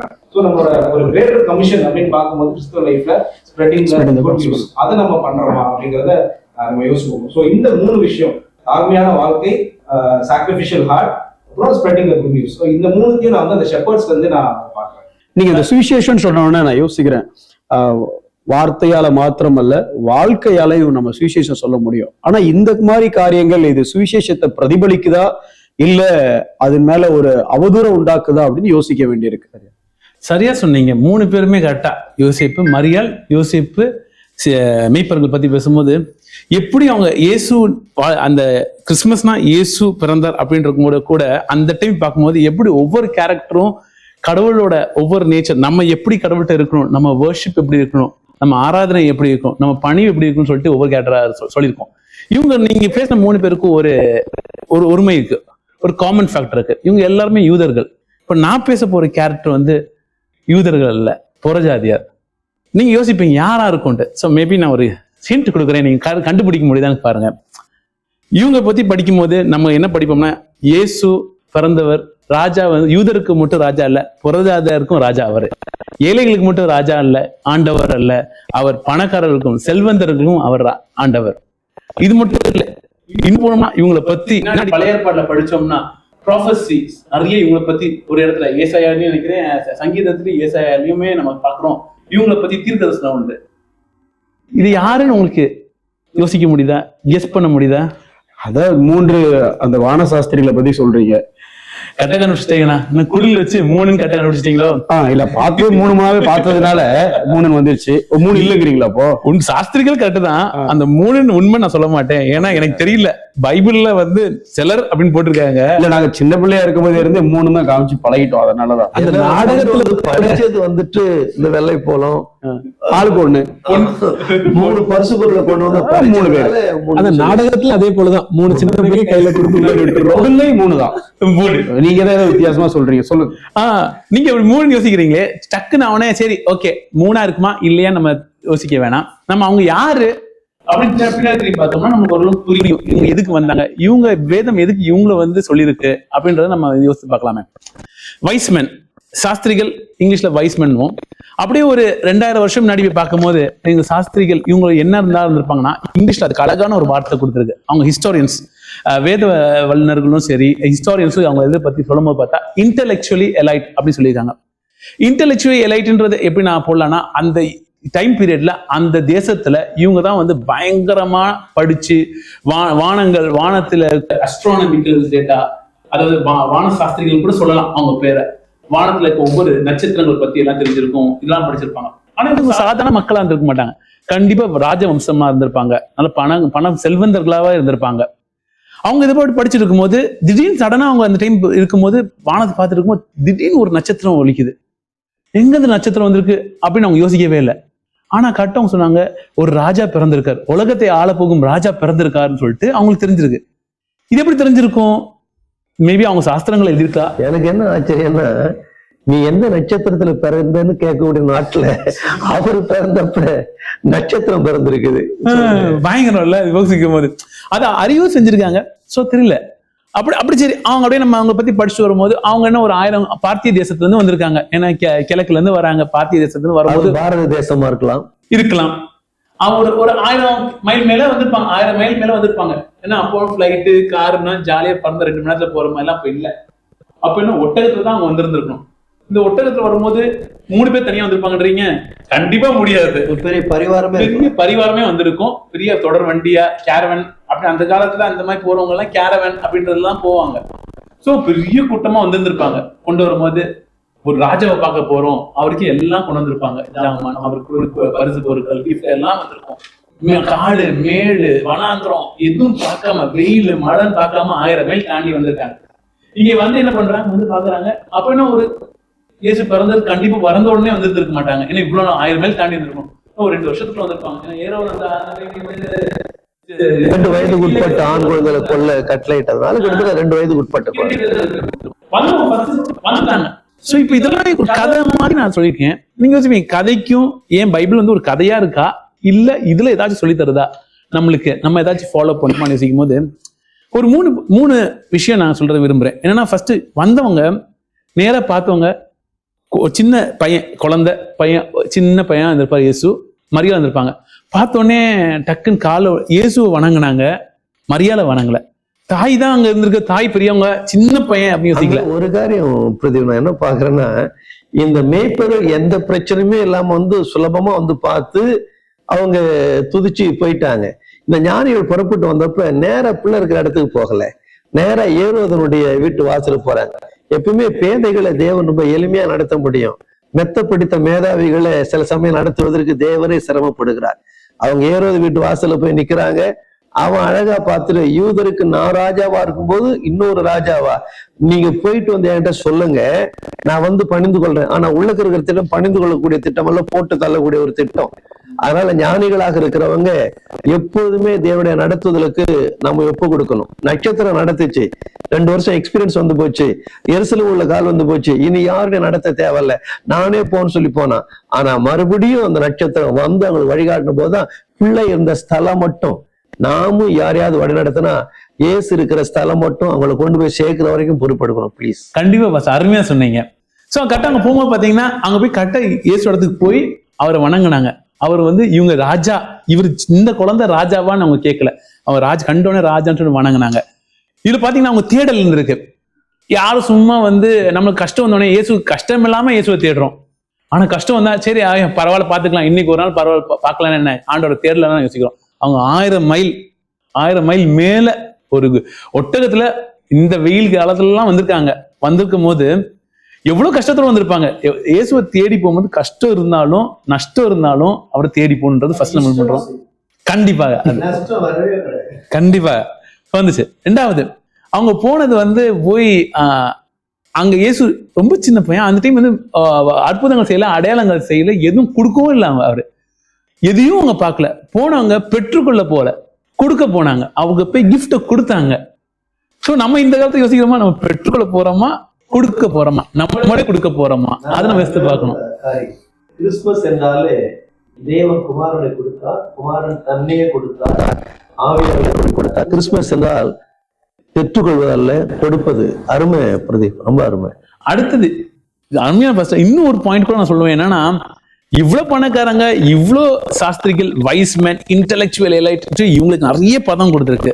அங்க இயேசுக்கு மேசியா அப்படின்னு சொல்லிட்டு அந்த பேர் தெரிஞ்சிருக்கு. ஆனா இவங்க வந்து விடும்போது கால பணிந்து குனிந்து அவங்களுக்கு கிஃப்ட்ஸ் கொடுத்தாங்க. அப்போ எவ்வளவு பெரிய ஆட்கள், சின்ன பையன் இவங்க என்ன, இவனை பத்தி என்ன அப்படின்னு சொல்லிட்டு போயிருந்துருக்கலாம். ஆனா பணிந்து அவங்களுக்கு கொடுத்தாங்க. அழகா இருக்கும். அவர்கள் பிள்ளையையும் அதன் தாயாகிய மரியாதையும் கண்டு அதை பணிந்து கொண்டு, மத்திய 2:11 ரொம்ப தெளிவா அந்த அதைங்கிற வார்த்தைய 2 எழுத்து தானே, எதுக்கு எக்ஸ்ட்ரா பண்ணிட்டு ஆவியான திட்டவட்டமா மரியாதைக்குரியவர்கள். இயேசு கிறிஸ்து மட்டும்தான் ஆராதனைக்குரியவர், தொழுகைக்குரியவர். கண்டிப்பா. சோ இப்படி நம்ம கேட்டிருக்கோமே, இந்த மாதிரி ஆராதனை நமக்கு இன்னைக்கு இருக்கா? அன்னைக்கு ஒரு புறஜாதியார், எதுவுமே அறியாதவர், தீர்க்கதரிசனத்தை அறியாதவர்கள் இவ்வளவு பணிந்து இருக்கும் போது, இவ்வளோத்தையும் தெரிஞ்சு வேதம் நம்ம கையில இருக்கும் போது நம்ம ஆராதனை நமக்கு இப்படி இருக்குன்னு யோசிச்சு பாருங்களேன். இன்னைக்கு ஆராதனை இருக்குது. பொண்ணை அங்க வைக்கல, பொண்ணை இங்க வச்சுக்கிறோம். தூக்க வர்க்கத்தை அங்க வச்சுக்கல, இங்க அடிச்சுக்கிறோம். எல்லாம் வந்துட்டு இன்னைக்கு வந்துட்டு ஆல்மோஸ்ட் தலைகீழா மாறுக்குது. ஆனா சந்தோஷமான ஒரு காரியம், முற்றிலும் கெட்டு போய் விடவில்லை. அவருக்கான ஒரு ஜனம் அவரை சரிவரதான் ஆராதிக்கிறாங்க. அடுத்து நம்ம செல்வன், நீங்க சொல்லுங்க செல்வன். கேரக்டர் கண்டிப்பா பாஸ்டர், இவங்க சொன்ன எல்லா கேரக்டர்ஸுமே நம்ம அதிகமா கிறிஸ்துமஸ்னாலே தொடர்பு படுத்துற கேரக்டர்ஸ். ஒரு கிறிஸ்து பிறப்பு, ஒரு நாடகம், பொதுவாக நாடகம் போடணும் வழக்கம் சபைகள்ல. கண்டிப்பா மேரியும் ஜோசப் எல்லாம் பண்ண முடியாது. ஏன்னா அப்பா அம்மா கண்டிப்பா மரியாள் இருப்பாங்க, யோசேப் இருப்பாங்க, நிச்சயமா 3 பரிசு பொருட்கள் கொடுப்பாங்க, ஒரு கூட்டமா வருவாங்க, மன்னிச்சுக்கோங்க. அதே போல மேய்ப்பர்கள் வருவாங்க, எல்லாம் இருப்பாங்க. ஆனா இந்த மொத்த கிறிஸ்து பிறப்பு காரியத்திலும் அதிகம் கவனிக்கப்படாத ஒரு கதாபாத்திரத்தை குறிச்சு நான் கொஞ்சம் சொல்லலாம்னு நினைக்கிறேன். வேதத்துல இவங்களை குறிச்சு 3 வசனங்கள் மாத்திரமே இருக்கு. லூக்கா 2வது அதிகாரத்துல 36வது வசனத்துல நம்ம இவங்களை பார்க்க முடியும். இவங்க பெயர் என்னன்னா நமக்கு தெரியும், ஒரு தீர்க்கதரிசியாக அன்னார். சோ இவங்க யார் அப்படின்னு பார்த்தோம்னா, இவங்களுடைய வாழ்க்கையை பார்த்தோம்னா வேதம் சொல்லுது அவங்க ஒரு விதவையா இருந்தாங்க. கல்யாணமாகி ஒரு 7 வருடத்துல கணவன் இழந்து விட்டாங்க. அப்போ சொல்லலாம் ஒரு தொலைந்து போன ஒரு வாழ்க்கை. ஏன்னா அந்த காலகட்டத்துல கணவன் இல்லைன்னா அது நிச்சயமாக ஒரு பாதுகாப்பற்ற ஒரு வாழ்க்கை. அப்படிப்பட்ட ஒரு வாழ்க்கையில வாழ்ந்திருக்காங்க. அது மாத்திரம் இல்லாமல் வேதத்துல பார்க்கும்போது இவங்க ஆசேர் கோத்திரத்தை சேர்ந்தவங்க சொல்லுது. ஆசேர் கோத்திரம்னா அந்த முதல் 10 கோத்திரம் வடநாட்டுல இருந்த கோத்திரங்கள். வடநாட்டே இப்பொழுது காணாம போயிடுச்சு. அப்போ வடநாட்டுல காணாம போன போது கூட இந்த ஒரு பெண்மணி தேவனை பற்றி கொண்டு தென்னாட்டுல எருசலேம்ல அவங்க இருந்திருக்காங்கிறத நம்மளால பார்க்க முடியுது. தொலைந்து போன ஒரு கோத்திரம், தொலைந்து போன ஒரு வாழ்க்கை, தொலைந்து போன ஒரு பாத்திரம். ஆனா கர்த்தருக்கு பார்வையில் அவங்க தொலைந்து போகல. கர்த்தர் அவங்களை நினைவு கூர்ந்திருந்தார். ஏன்னா அவங்களை குறித்து நம்மளுடைய வேதத்தில் எழுதியிருக்குது. இன்னைக்கு நம்ம அவங்களை குறிச்சு பாக்குறோம். ஒருவேளை நம்ம நினைக்கலாம், என் வாழ்க்கை தொலைஞ்சு போயிடுச்சு, எல்லாரும் சந்தோஷமா இருக்காங்க, என் வாழ்க்கை இப்படிதான் போயிட்டு இருக்கு நீங்க நினைச்சீங்கன்னா, இந்த பெண்மணி மூலமாக தேவன் நமக்கு கற்றுக் கொடுக்கிற பாடம் என்னன்னா, இல்லையா, நான் உன்னை நினைவு கூறுகிறேன். என் தேவன் ஒரு நாளும் என்னை மறப்பதில்லை.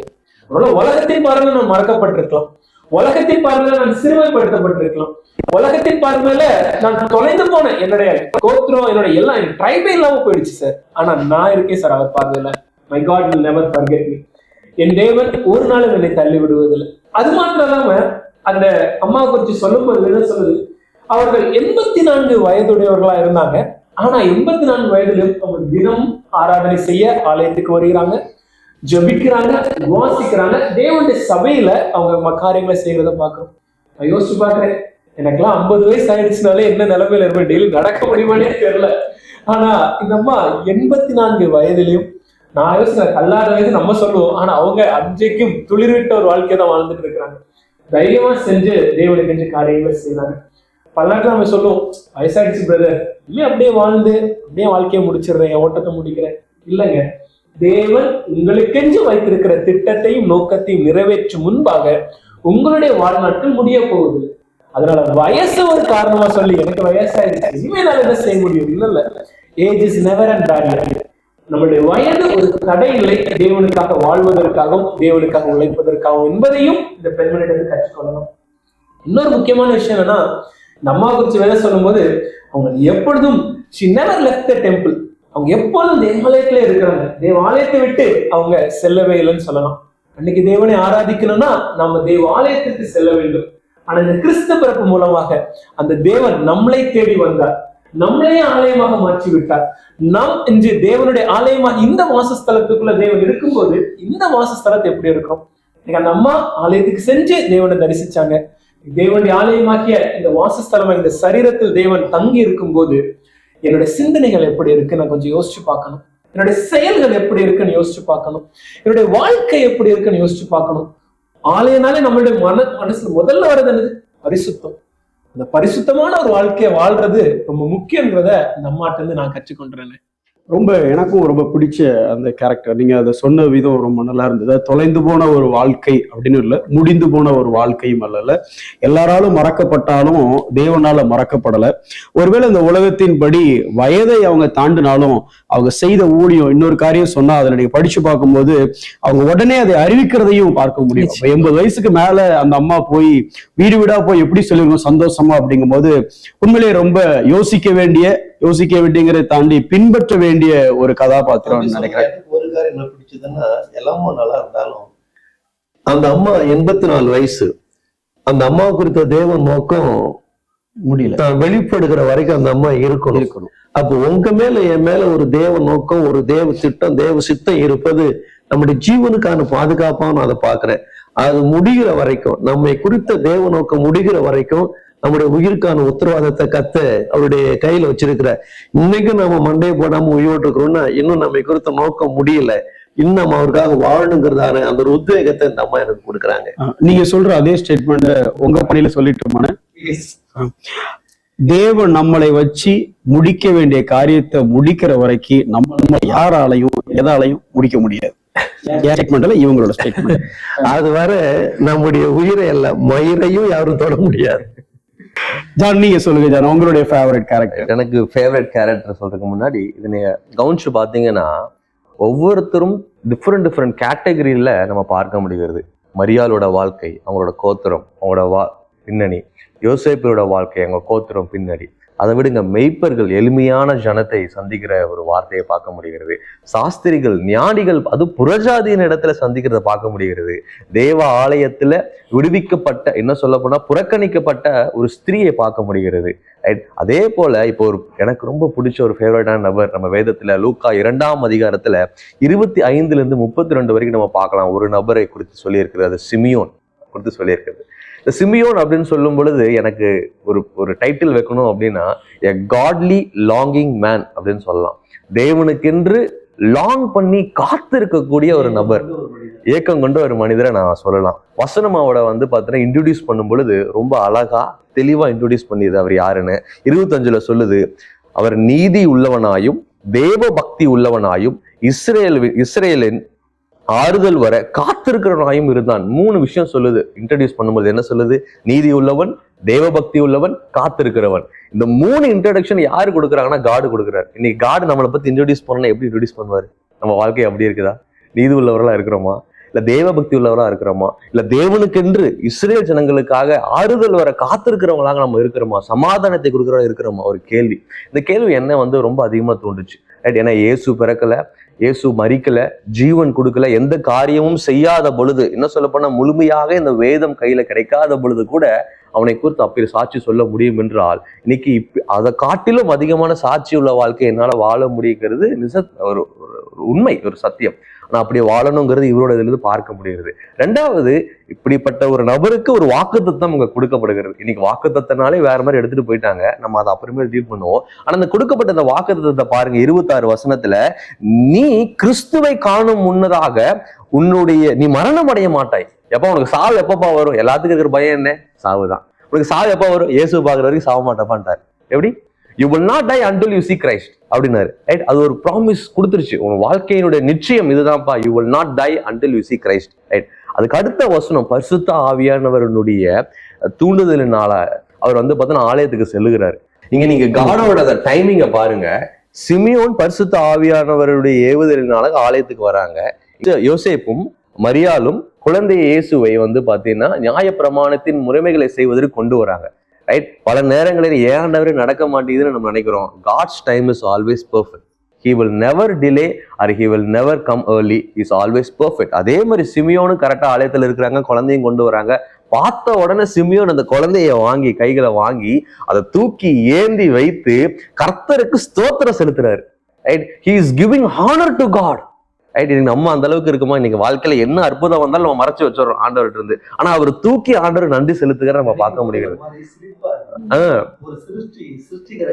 அப்படி ரொம்ப அற்புதமா சொன்னீங்க மாஸ்டர். ஒரு சிருஷ்டிகரை ஏந்தி கர்த்தருக்கு மகிமை செலுத்துறங்கிறது எவ்வளவு பெரிய பாக்கியம் சிமியோனுக்கு.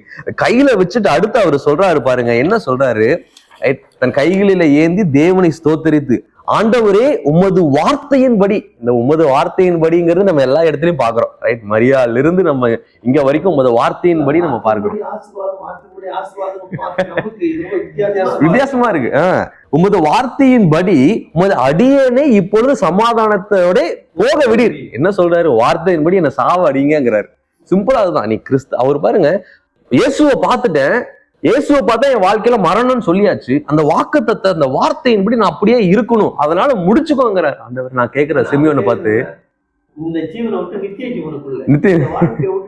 அடுத்த வாழ்க்கைக்கு. ஆனா நான் ஒரு கேள்வி சிமியோனை பார்த்து கேட்கணும்னு நினைக்கிறேன், எப்படி உங்களால இந்த வார்த்தையை சொல்ல முடிஞ்சிச்சு? ஏன்னா இயேசு எந்த அற்புதமும் செய்யல, இயேசு எந்த அடையாளமும் காண்பிக்க விடல, இயேசு உங்களுக்காக வசனத்தை குறிச்சு பேச கிடையாது, இயேசு வந்து பாத்தீங்கன்னா சிலுவை பாடுகளை அனுபவிக்கல, இயேசு ரத்த சிந்தல, இயேசு மரிக்கவில்லை, இயேசு உயிர்த்தெழவில்லை. குழந்தை இயேசுவை பார்த்த பிற்பாடே என் ஜீவனை விட்டு எடுத்த விடும் எனக்கு சந்தோஷம், இந்த வாழ்க்கை போதுன்னு சொல்ல முடியற அளவுக்கு எந்த அளவுக்கு இயேசு மேல நம்பிக்கையும் வைராக்கியம் வச்சிருக்கீங்க பாருங்க. நான் பேசினா நான் ஆண்டவரையே பெற்றுக்கொண்ட பிற்பாடு ஆண்டவரிடமிருந்து வரக்கூடிய அற்புதம் எனக்கு எதுக்கு? இன்னைக்கு அந்த பார்வை நம்ம கிறிஸ்தவத்திற்கு கிடையாது. இயேசுவே முழுசா கொடுத்தாலும் கூட இன்னும் எனக்கு என்ன கிடைக்கும் தான் எதிர்பார்க்கறாங்களே தவிர, இயேசு கொடுப்பதற்கு முன்பதாகவே அவர் வந்தாலே முடிஞ்சிருச்சுப்பா அப்படிங்கிற பார்வை சிமோனுக்கு இருந்துச்சு. இன்னைக்கு இயேசு என் வாழ்க்கையில வந்தாலே எல்லாமே நிறைவாகி விட்டதுங்கிற பார்வை நம்ம கிட்ட இல்ல, கிறிஸ்தவர்களுக்கு இல்ல. சிமியோனுக்கு அது இருந்துச்சு.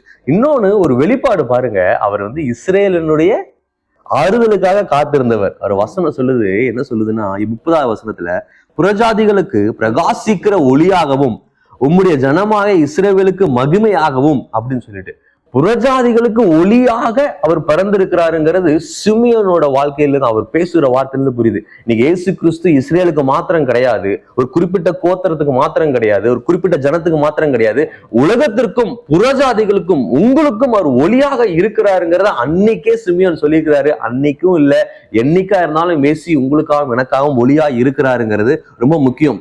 இதெல்லாம் சொன்ன பிற்பாடு, உங்களோட ரட்சண்யத்தை என் கண்கள் கண்டது, என் ஜீவனை விடவும் தயாரா இருக்கிறேன்னு சொல்றாரு. இன்னைக்கு நம்ம அப்பேற்பட்ட ஒரு வாழ்க்கையை வாழுகிறோமா? இயேசு வந்துட்டா இயேசுக்காக எல்லாவற்றையும் விட்டு ஓடுவதற்காக அந்த மேய்ப்பர்கள் அப்படித்தானே, இயேசுவா வாழ்க்கையா அப்படின்னா இயேசு தேடி ஓடினாங்க. இன்னைக்கு அப்பேர் ஒரு வாழ்க்கை இருக்குதா இன்னைக்கு நம்ம இடத்துல?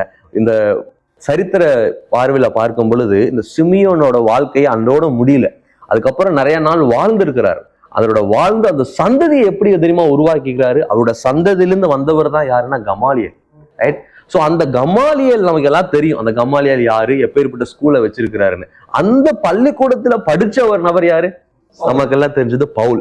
அந்த பவுலின் மூலமாக தேவ ராஜ்யமும் புதிய ஏற்பாட்டுல எவ்வளவு சரித்திர காரியங்கள் நடந்திருக்கு பாருங்க. அப்ப அந்த சிமியனோட வாழ்க்கை தன் பிள்ளைகளை ஆதாயப்படுத்தி, கிறிஸ்துவுக்காக ஆதாயப்படுத்தி, தன் சந்ததியாக கிறிஸ்துவுக்களாக வழிநடத்தக்கூடிய ஒரு சிறந்த ஒரு சாட்சியுள்ள ஒரு நபராக சிமியன் வாழ்ந்திருக்கிறாருங்க. இங்க ஒரு கருத்தை நான் கவனிக்கிறேன். அப்ப கிறிஸ்துவுக்காக காத்திருந்து கிறிஸ்துவ கனமுன்னக்கூடிய பெற்றோர்கள் இருக்கும்போது அது சந்ததிகளுக்கு ஒரு பெரிய பாதுகாப்பு ஆசீர்வாதமா இருக்கிறது. இன்னைக்கு நம்ம அப்படி இருக்கிறோமா? நீதி உள்ள ஒரு வாழ்க்கை, தேவ பக்தி உள்ள ஒரு வாழ்க்கை, தேவனுக்காக காத்து இருந்து சந்ததிகளை ஆதாயப்படுத்தி கிறிஸ்துவுக்காக வாழக்கூடிய ஒரு வாழ்க்கை. இயேசு வந்துட்டாருன்னா எல்லாமே நிறைவாய் முடிந்து விட்டதுங்கிற விசுவாச பார்வையில வாழ்வோம் என்றால் அதுதான் சிறந்த கிறிஸ்துமஸான பார்வையா இருக்கும்னு நான் நினைக்கிறேன். சூப்பர் ஜான், நிறைய யோசிக்க வேண்டிய காரியங்களை நீங்க சிமியனோட வாழ்க்கையில இருந்து சொன்னீங்க. சரி, இதை நம்ம கேரக்டரை பத்தி பார்த்தோம். ஆனா சில டாக்டரினல் ட்ரூத், அதாவது அடிப்படையாக கிறிஸ்துவின் பிறப்பில இருந்து நம்ம கற்றுக்கொள்ள வேண்டிய உபதேச கோட்பாடுகளை குறித்து நம்ம பார்க்கலாம். மேபி மில்டன், நீங்க என்ன நினைக்கிறீங்க? மில்டன், நீங்க எல்லா கிறிஸ்துமஸ் பல வருஷமா கிறிஸ்துமஸ் கொண்டாடுற அப்படின்னு சொன்னீங்க. நீங்க என்ன டாக்டரினல் ட்ரூத் உங்க சர்ச்ல இந்த கிறிஸ்துமஸ் அன்னைக்கு கத்துக்கிட்டீங்க மில்டன்? கிறிஸ்துமஸ் அப்ப சர்ச் போனா என்ன, எப்பவும் போல அதே செய்திதான். ஏசாயா 9:6. சரியா சொன்னீங்க. நமக்கு ஒரு பாலகன் பிறந்தார், நமக்கு ஒரு குமாரன் கொடுக்கப்பட்டார், கர்த்தர்த்தவம் அவர் தோளில் மேல் இருக்கும், அவர் நாமம் அதிசயமானவர், ஆலோசனை கர்த்தர், வல்லமையுள்ள தேவன், நித்திய பிதா, சமாதான பிரபு எனப்படும். காலங்காலமா இந்த வசனத்தை தான்ப்பா நான் கேட்டுட்டு இருக்கேன்.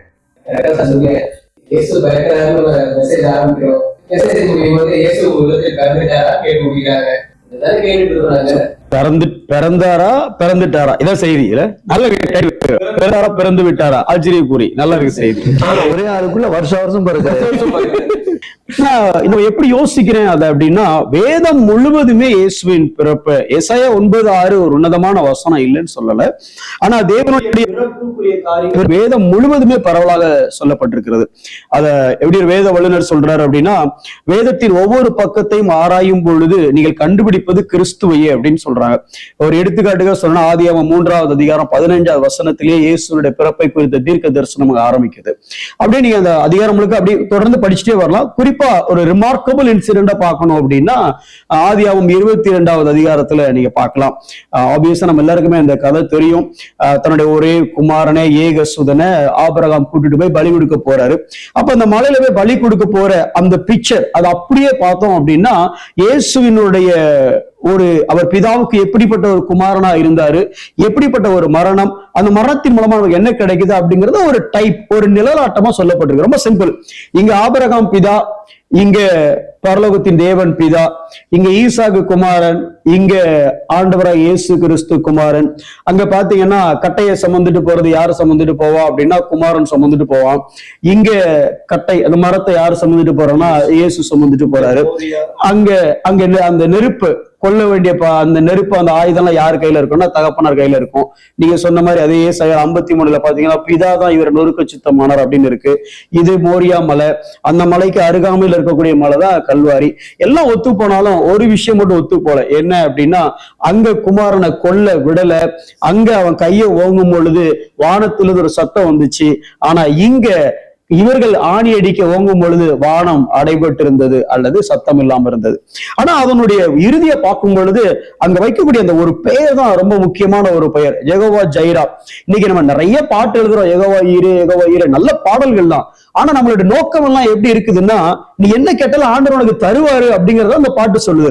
ஆனா இங்க என்ன விஷயத்துக்காக ஆண்டவர் செய்தாரு அப்படின்னா, உலகத்துல எல்லா தேவையோட மிக பிரதானமான தேவை என்னதுன்னா பாவ மன்னிப்பு, மீட்பு, அதை யாராலையும் தர முடியாது. இத மாதிரி ஒரு மலையில இத மாதிரி குமாரனை பலி கொடுத்து அந்த பாவ மன்னிப்பினுடைய மீட்பையே அவர் தந்துருவாரு. அதனாலதான் the God who provides அப்படின்னு சொல்லி வருது. இன்னைக்கு இதை குறிச்சு கூட நம்ம பிரசங்கம் பண்ணலாம். இன்னும் நான் யோசிக்கிறேன் அப்படின்னா, இது வேதம் முழுக்கவே இந்த சத்தியங்களை தேடி பார்த்தா பக்கத்துக்கு பக்கம் தேடலாம். ஏசாயா 9:6 மட்டும் இல்ல. என்ன ஜெனி, நீங்க என்ன நினைக்கிறீங்க ஜெனி? கண்டிப்பா நீங்க சொன்னது மாதிரி எல்லா பக்கங்கள்லயுமே நம்ம இயேசு கிறிஸ்துவை பார்க்கலாம். எனக்கு ரொம்ப பிடிச்சமான ஒரு பேசேஜ் அப்படின்னு சொல்லணும்னா, ரூத்துடைய புத்தகத்துல இருக்கக்கூடிய இந்த கின்ஸ்மேன் ரிடீமர் அப்படிங்கிற அந்த ஒரு காரியம் வந்து எனக்கு ரொம்ப பிடித்தமானது. அதாவது நெருங்கிய உறவுக்கார மீட்பர் அப்படிங்கிறது கோயல் அப்படிங்கிற எபிரேய பதத்தை கொண்டு அவங்க வந்து அதை விவரித்திருக்காங்க. அப்படி நம்ம பார்க்கும்போது அந்த கோயல் அப்படிங்கிறத வந்து நம்ம இன்னும் ஈஸியா புரிஞ்சுக்கிறதுக்கு வந்து எந்த அளவுக்கு வந்து தேவன் இறங்கி வந்து நமக்கு ஒரு மீட்பரா இருக்காரு அப்படிங்கிறதுக்கு உதாரணமா நான் ரூத் போவாஸ் அவங்களுடைய அந்த உறவை வந்து நான் வெளி சொல்லணும் அப்படின்னு நினைக்கிறேன். ஒரு பக்கம் பார்த்தோம் அப்படின்னா ரூத் அவங்க மோவாபிய ஸ்திரீ. மோவாபியர்கள் வந்து இஸ்ரவேலர்களுக்கு வந்து எதிரானவர்கள். ஸோ அப்படிப்பட்ட ஒரு ஸ்திரீ. அவங்க வந்து இஸ்ரவேலர் கிடையாது. அவங்க வந்து ஒரு விதவையா இருந்தாங்க. ரெண்டாவது வந்து அவங்களுக்கு வந்து பணம் அப்படிங்கிறது வந்து ரொம்ப அவங்க பணக்காரரா இருந்திருக்க வாய்ப்பு இல்லை. ஏன்னா போவாசுடைய நிலத்துல இருக்கக்கூடிய கதிர்களை வந்து பொறுக்கிதான் வந்து அவங்களும் அவங்களுடைய மாமியார் நகோமியும் சாப்பிட்டாங்க அப்படிங்கிறத நம்ம பார்க்கிறோம். அப்ப ரொம்ப ஏழ்மையான நிலைமையில யாருமே கண்டு கொள்ளாத, முன்னுரிமை கொடுக்கப்படாத நிலையில ஒரு பெண், விதவை பெண், மோவாபிய ஸ்திரீயா இருக்கக்கூடிய ரூத் ஒரு பக்கம். இன்னொரு பக்கம் பார்த்தோம்னா போவாஸ் வந்து அந்த ஊர்லயே வந்து ரொம்ப பிரபலமானவரா இருந்திருக்கணும், பணக்காரரா இருந்திருக்கணும். அவருக்கு கீழேயே நிறைய பேர் வந்து வேலை செய்பவர்களா இருந்திருக்கணும். பணத்துக்கு தேவை இருந்திருக்காது. ரெண்டாவது வந்து எல்லாராலையும் மதிக்கத்தக்க ஒரு நிலையில இருக்கக்கூடிய போவாஸ். இதை வந்து நம்ம ஆண்டவரோட நம்ம இதை வந்து பொருத்தி பார்த்தோம் அப்படின்னா, சகலத்தையும் படைத்த தேவன், அவர் வந்து ஆஸ்தி மிக்கவர், எந்த ஒரு குறைவும் இல்லை, அவருக்கு யாருமே தேவையும் இல்லை. அதாவது செல்ஃப் சஃபிஷியண்டா இருக்கக்கூடிய ஒரு தேவன் ஒரு பக்கம். ஆனா இன்னொரு பக்கம் பார்த்தோம்னா, மனிதர்களாகிய நம்ம பாவத்துல கர்ப்பம் தரிக்கப்பட்டு பிறந்த நம்மளை மீட்கிறதுக்கு பாவமே பாராத சுத்த கண்ணரான அந்த தேவன் வந்து நமக்காக இறங்கி வந்து நம்மை மீட்டெடுத்த அந்த மீட்பின் உன்னத செய்தியை கொடுக்கக்கூடிய ஒரு நல்ல ஒரு டைப்பாலஜி, நல்ல நிழலாட்டமா இருக்கக்கூடியவர்கள் தான் இந்த ரூத்தும் போவாசும். இன்னொரு எக்ஸாம்பிள் நம்ம பார்க்கணும் அப்படின்னா, போவாசுடைய தாயார் அவங்க பெயர் வந்து ராகாப் வந்து ஒரு ப்ராஸ்டிடியூட்டா இருந்தாங்க. ஆனா தேவனை பத்தி அவங்க கேள்விப்பட்டு, தேவன் என்னென்ன மாதிரி மிரக்கல் செஞ்சு அந்த எகிப்தியர்கள் கிட்ட இருந்து மோசஸ் விடுவித்து வழியில இருந்த எல்லா ராஜாக்களையும் வந்து அவங்க வீழ்த்தி எப்படி அவங்க வந்திருக்காங்கங்கிற விஷயத்த கேள்விப்பட்டதன் மூலமா விசுவாசத்தை வச்சாங்க. ஸோ கேள்வினால அந்த விசுவாசம் வந்து அவங்களுக்கு வந்து வந்தது அப்படிங்கிறத நம்ம வந்து பார்க்க முடியுது. ரோமர் 10:17 சொல்லியிருக்கிறது போல கேள்வியினால் விசுவாசம் வரும் அப்படிங்கிறதுக்கு இவங்க ஒரு உதாரணமா இருக்காங்க அப்படின்னு தான் நான் பாக்குறேன். ரெண்டாவது வந்து அவங்கள பத்தி நம்ம யோசிக்கும் போது, அவங்களுடைய அந்த ஃபெய்த் வந்து அவங்கள மட்டும் இல்லாம அவங்களுடைய குடும்பத்தினரையும் வந்து மீட்கக்கூடிய அளவுக்கு அவங்க வந்து ஒரு காரியத்தை செஞ்சிருக்காங்க அப்படின்னு நம்ம பார்க்கிறோம்.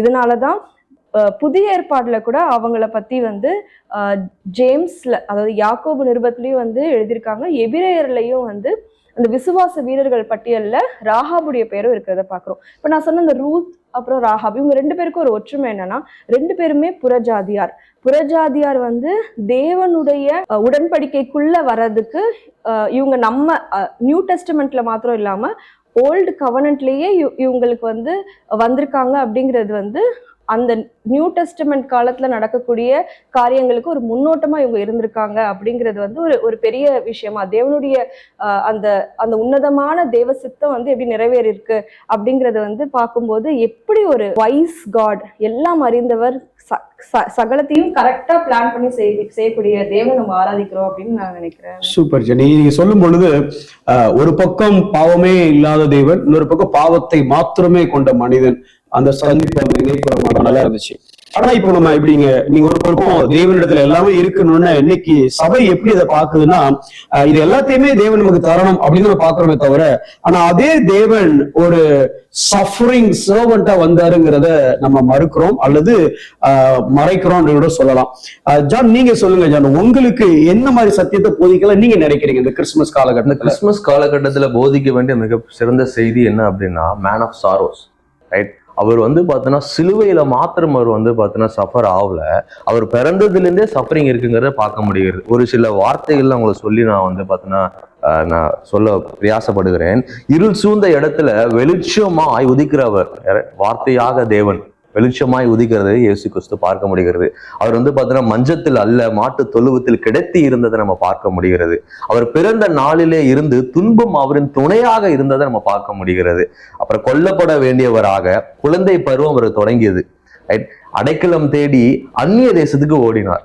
மனிதராக வாழ்ந்தார். பசி, தாகம், களைப்பு, நிராகரிப்பு அனைத்தையும் அனுபவித்தார். ஆனால் பாவம் இல்லாமல் இருந்தார். உண்மையை சொன்னதற்காக, என்ன சொல்ல போனா சத்தியத்தை சத்தியமாய் உறக்க சொன்னதற்காக அவமதிக்கப்பட்டார், இகழப்பட்டார், துரோகம் செய்யப்பட்டார். ஏன் சொல்ல வேண்டாம்னா, கூட இந்த சீஷர்களில் ஒருவனை காட்டி கொடுத்து துரோகம் செய்தான். இன்னொரு சீஷன் அவரை மறுதளிக்கவும் செய்து மறைந்து ஒளிந்து கொண்டதை பார்க்க முடிகிறது. அவருடைய நண்பர்களே அவரை விட்டு ஓடி சென்றதை நம்ம பார்க்க முடிகிறது. அநியாயமாக கைது செய்யப்பட்டார். தான் படைக்கப்பட்ட படைப்புகளின் கைகளினால் அடிகளும் உதைகளும் வாங்கின அவரை நம்ம பார்க்க முடிகிறது. அடிக்கப்பட்டு அரைந்து போடப்பட்டார். கெத்செமனே தோட்டத்திலே அவரின் வியாகுலம் வியர்வையாய் ரத்தமாய் சிந்தனதை நம்ம பார்க்க முடிகிறது. சிலுவையிலே ஆணி அடிக்கப்பட்டார். வலியிலும் வேதனையிலும் அவர் என் பிதாவே என்று கூப்பக்கூடிய அந்த இருதயமுள்ள உதடுகள் அன்றைய கணம் என் தேவனே என்று அவர் அழைக்க நேரிட்டது, ரைட்? அவர் இறந்தார். அது தோல்வியால் அல்ல, தம்முடைய தியாகத்தினால் அவர் இறந்ததை பார்க்க முடிகிறது. அவர் உயிரோடு எழுந்திருக்கிறார். இதெல்லாம் எதுக்கு செஞ்சாருன்னா, அவர் நம்ம மேல வைத்திருக்கிற அன்பின் நிமித்தமாக. தூரமாய் இருந்த நம்மளை அன்பின் நிமித்தமாக தியாகத்தோடு மறித்து நம்முடைய உலகத்துல நம்மளை இழுத்திருக்கிறார். வேதத்துல 2 இடத்துல நமக்கு நிச்சயமாக உண்டுன்னு சொல்லி இருக்கு. ஒன்னு என்னது, இந்த உலகத்திலே உபத்திரம் உண்டு. இன்னொன்னு என்னது, உங்களுக்கு நித்திய ஜீவன் உண்டு, ரைட்? நம்ம பல நேரத்துல இந்த நித்திய ஜீவன் உண்டுங்கிறத நம்ம பார்க்கிறோம், ஆனா உபத்திரம் உண்டுங்கிறத நம்ம பார்க்கிறது கிடையாது. இயேசு இந்த வாழ்க்கையில உபத்திரம் உண்டுன்னு சொல்லியிருக்கிறாருன்னா, இந்த உபத்திரத்தின் மத்தியில எனக்கு நம்பிக்கை கொடுக்கறதுன்னா, அந்த நித்திய ஜீவன் எனக்கு இருக்குப்பாங்கிற நம்பிக்கை கொடுக்கறது. அதுதான் பார்த்தோன்னா கிறிஸ்துமஸினுடைய பிரதான செய்தியா நான் நினைக்கிறேன். எல்லாவற்றுக்கும் அடிப்படை இன்னைக்கு மறுக்கப்படுகிற என்னன்னா கண்ணியின் பிறப்பு. ஆனா அதை பத்தி நீங்க சில காரியங்களை சொல்லுங்க. கண்ணியின் பிறப்பு, கண்ணியின் பிறப்புங்கிறது உங்களுக்கு ஆதியாகமம் 3:15 தேவன் அது அழகா சொல்ற, ஸ்திரீயின் வித்துக்கும் உன் வித்துக்கும் பகை உண்டாக்குவேன். அப்ப அவள் ஆதாமின் வம்சமா வரல, ஒரு வகையில பார்த்தா ஏவாளின் வம்சமா வரதான் நம்மளால பார்க்க முடியுது. நல்லா கவனிக்கணும், இயேசுனுடைய பிறப்பு ஏன் மனு வர்க்கத்திலேயே மிக வித்தியாசமான ஒரு பிறப்புன்னா, எல்லாரும் மனித உறவுல பிறந்தாங்க, ஆனா இயேசு மனித உறவுல பிறக்கல. மனித உறவை மீட்டெடுக்க வந்தாலும் அவர் மனித உறவுல பிறக்கல. அவர் பரிசுத்த ஆவியான ஒரு ஆளு அற்புத விதமாக ஒரு கண்ணியின் இடத்துல அவர் கருதரிக்கக்கூடிய ஒரு காரியத்தை பார்க்க முடியும். அதனாலதான் இயேசுனுடைய பிறப்பு நம்ம எல்லாருக்கும் பலியாக மாற முடிகிறது. அந்த இயேசுனுடைய பிறப்பு கண்ணின் பிறப்பு மட்டுமல்ல, அவருடைய வாழ்க்கை மாசு மறுவற்ற பாவமற்ற ஒரு வாழ்க்கை. ஏனெனில் பாவம் உண்டென்று ஒரு யாருனை குற்றப்படுத்தக்கூடும். சிந்தனையில் பரிசுத்தம் உள்ளவே, சொல்லில் பரிசுத்தம் உள்ளவே, செயலில் பரிசுத்தம் உள்ளவே. ஆகவே அந்த கண்ணினிடத்துல தோன்றின அந்த கரையற்ற வாழ்க்கை கல்வாரி வரைக்கும் இன்றைய வரைக்கும் அது அப்படியே இருக்குது. அதனால அந்த பிறப்பு மிக வித்தியாசமானது, மிக விசேஷமானது. எந்த மனுஷனும் உலகத்துல பிறக்காத வண்ணமாக அவர் பிறந்ததுனால அது விசேஷம். இயேசுவை போல பிறந்தவர் ஒருவரும் அல்ல, அவர் அப்படி பிறந்தனாலதான் நாம மறுபடியும் பிறக்க முடிஞ்சது. ஆமீன். சூப்பர்ண்ணா. இப்படி யோசிக்கலாம்ல, எல்லாரும் இந்த உலகத்தில் பிறக்கும் போதுதான் உலகத்துக்கு வராங்க. அவர் இருந்தவர், அவர் பிறந்தார். அன்னைக்கு கிறிஸ்துமஸ் அவருக்கு ஒரு ஈவெண்ட் தான். அன்னைக்குதான் அவர் உண்டாகல, அதுக்கு முன்னாடி அவர் இருந்தார். எனக்காக அவர் வந்தார். இன்னும் சொல்ல போனா மனித உறவை தேடி வந்தாரே தவிர மனித உறவால வரல. மனித உறவால் வரவில்லை, மனித உறவை தேடி வந்தார். ஆட்டோ பின்ன எழுதி வைக்கலாம்னு. கடைசியா இப்போ ஒருவேளை ஒரு சிலர் வியூவர்ஸ் பார்த்துட்டு இருக்கும்போது, ஒருவேளை நீங்க கிறிஸ்தவங்களா இல்லாத இருந்தீங்கன்னா நீங்க யோசிச்சிருப்பீங்க, இது எல்லாமே வேதம் சம்பந்தப்பட்ட காரியங்களை பேசுறாங்க, இல்ல கிறிஸ்தவர்கள் சம்பந்தப்பட்ட காரியங்களை பேசுறாங்கன்னு சொல்லி. நீங்க ஒரு காரியத்தை யோசிக்கணும். இந்த கிறிஸ்தவர்களின் தெய்வம் அல்ல. அதனாலதான் பலமுறை இவங்க பயன்படுத்தின வார்த்தைகள் யூதர்கள் அல்ல புறஜாதிகள் அப்படின்னு பலமுறை அந்த வார்த்தையை பயன்படுத்தி நீங்க பார்க்க முடியும். சரி, நம்ம இன்னைக்கு வேதத்துக்கே வர வேண்டாம். அடுத்து ஒரு 5 நிமிஷம் வரலாற்றுல இயேசு கிறிஸ்து எப்படி இருந்தார், அதாவது வரலாற்று இயேசு கிறிஸ்துவை குறித்து சொல்லுகிறதா, அல்லது இப்படி சொல்லலாம், நீங்க வரலாற்றை நம்புனீங்கன்னா இந்த கிறிஸ்துவ நம்பாம இருக்க வாய்ப்பே இல்லை. இன்னைக்கு டேட் என்னன்னு கேட்டீங்கன்னா நீங்க சொல்லுவீங்க 25/12/2025. அது ஏன் நீங்க அப்படி சொல்றீங்க, ஏன் 2025 சொல்றீங்க? அந்த கணக்கு எங்க இருந்து வந்துச்சு? BCAD, பிஃபோர் கிரைஸ்ட் ஆனோ டொமினி அப்படின்னு சொல்றாங்க. இந்த வார்த்தைக்கு என்ன அர்த்தம்? அப்ப நீங்க பார்க்கிற டேட், இந்த சரித்திரத்தினுடைய நாளே எதன் அடிப்படையில் பிரிக்கப்பட்டிருக்கிறது என்றால் இயேசுவின் பிறப்பின் அடிப்படையில் தான் பிரிக்கப்பட்டிருக்கிறது. ஆனோ டொமினி அப்படின்னு சொல்றது ஒரு லத்தீன் பதத்திலிருந்து வந்தது. அந்த லத்தீன் பதத்துக்கு என்ன அர்த்தம்னா the Lord of favor. அதாவது உங்களுக்கு புரியுற மாதிரி சொல்லணும் அப்படின்னா இது கிருபையின் அல்லது அன்பின் காலம் அப்படின்னு சொல்லலாம். அனுக்கிரகத்தின் காலம். இந்த அனுக்கிரகம் கிறிஸ்தவங்களுக்கு மட்டும் இல்லைங்க, கிறிஸ்துவ நம்புகிற எல்லாத்துக்குமே உண்டு. நீங்க இந்த கிறிஸ்துவ நம்புனீங்கன்னா நீங்களும் அவரோட அனுக்கிரகத்தையும் அவரோட ஆசீர்வாதத்தையும் அனுபவிக்கலாம். இன்னும் சொல்ல போனா அவருடைய பிறப்பு மாத்திரம் இல்ல, அவருடைய வாழ்க்கையை குறித்து அநேக தீர்க்க தரிசனங்கள் சொல்லப்பட்டது. அதை குறித்து ஜெனி நீங்க அதை ஷேர் பண்ணுங்களேன். கண்டிப்பான கிறிஸ்துவ பத்தி, அவருடைய பிறப்பு, அவருடைய வாழ்க்கை, அவருடைய இறப்பு எல்லாத்த குறித்து, அவருடைய முதலாம் வருகை குறித்து கிட்டத்தட்ட 351 தீர்க்க தரிசனங்கள் வந்து கொடுக்கப்பட்டிருக்கு அப்படின்னு சொல்லி வேத ஆராய்ச்சியாளர்கள் வந்து சொல்றாங்க.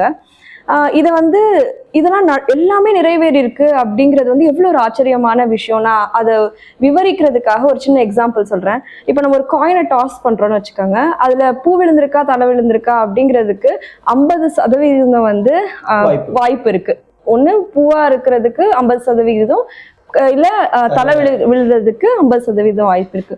இதுவே வந்து நான் ஒரு ஜாடி எடுத்துக்கிறேன், அதுல ₹1, ₹5, ₹10, ₹20, ₹20 காயின் மட்டும் ஒண்ணு போடுறேன், மற்றதெல்லாம் ₹1, ₹5, ₹2, ₹10 அப்படின்னு போடுறேன்னு வச்சுக்கோங்களேன். அதுல நான் இருக்கக்கூடிய அந்த ஒரே ஒரு ₹20 காயினை மட்டும் வெளியே எடுக்கிறதுக்கு வாய்ப்பு வந்து ரொம்ப மிக மிக கம்மி இல்லையா? எந்த அளவுக்கு அந்த ஜாடியோட சைஸ் பெருசா ஆகுதோ அந்த அளவுக்கு அந்த காயினை எடுக்கிறதுக்கான ப்ராபபிலிட்டி கம்மி ஆகிட்டே வருது.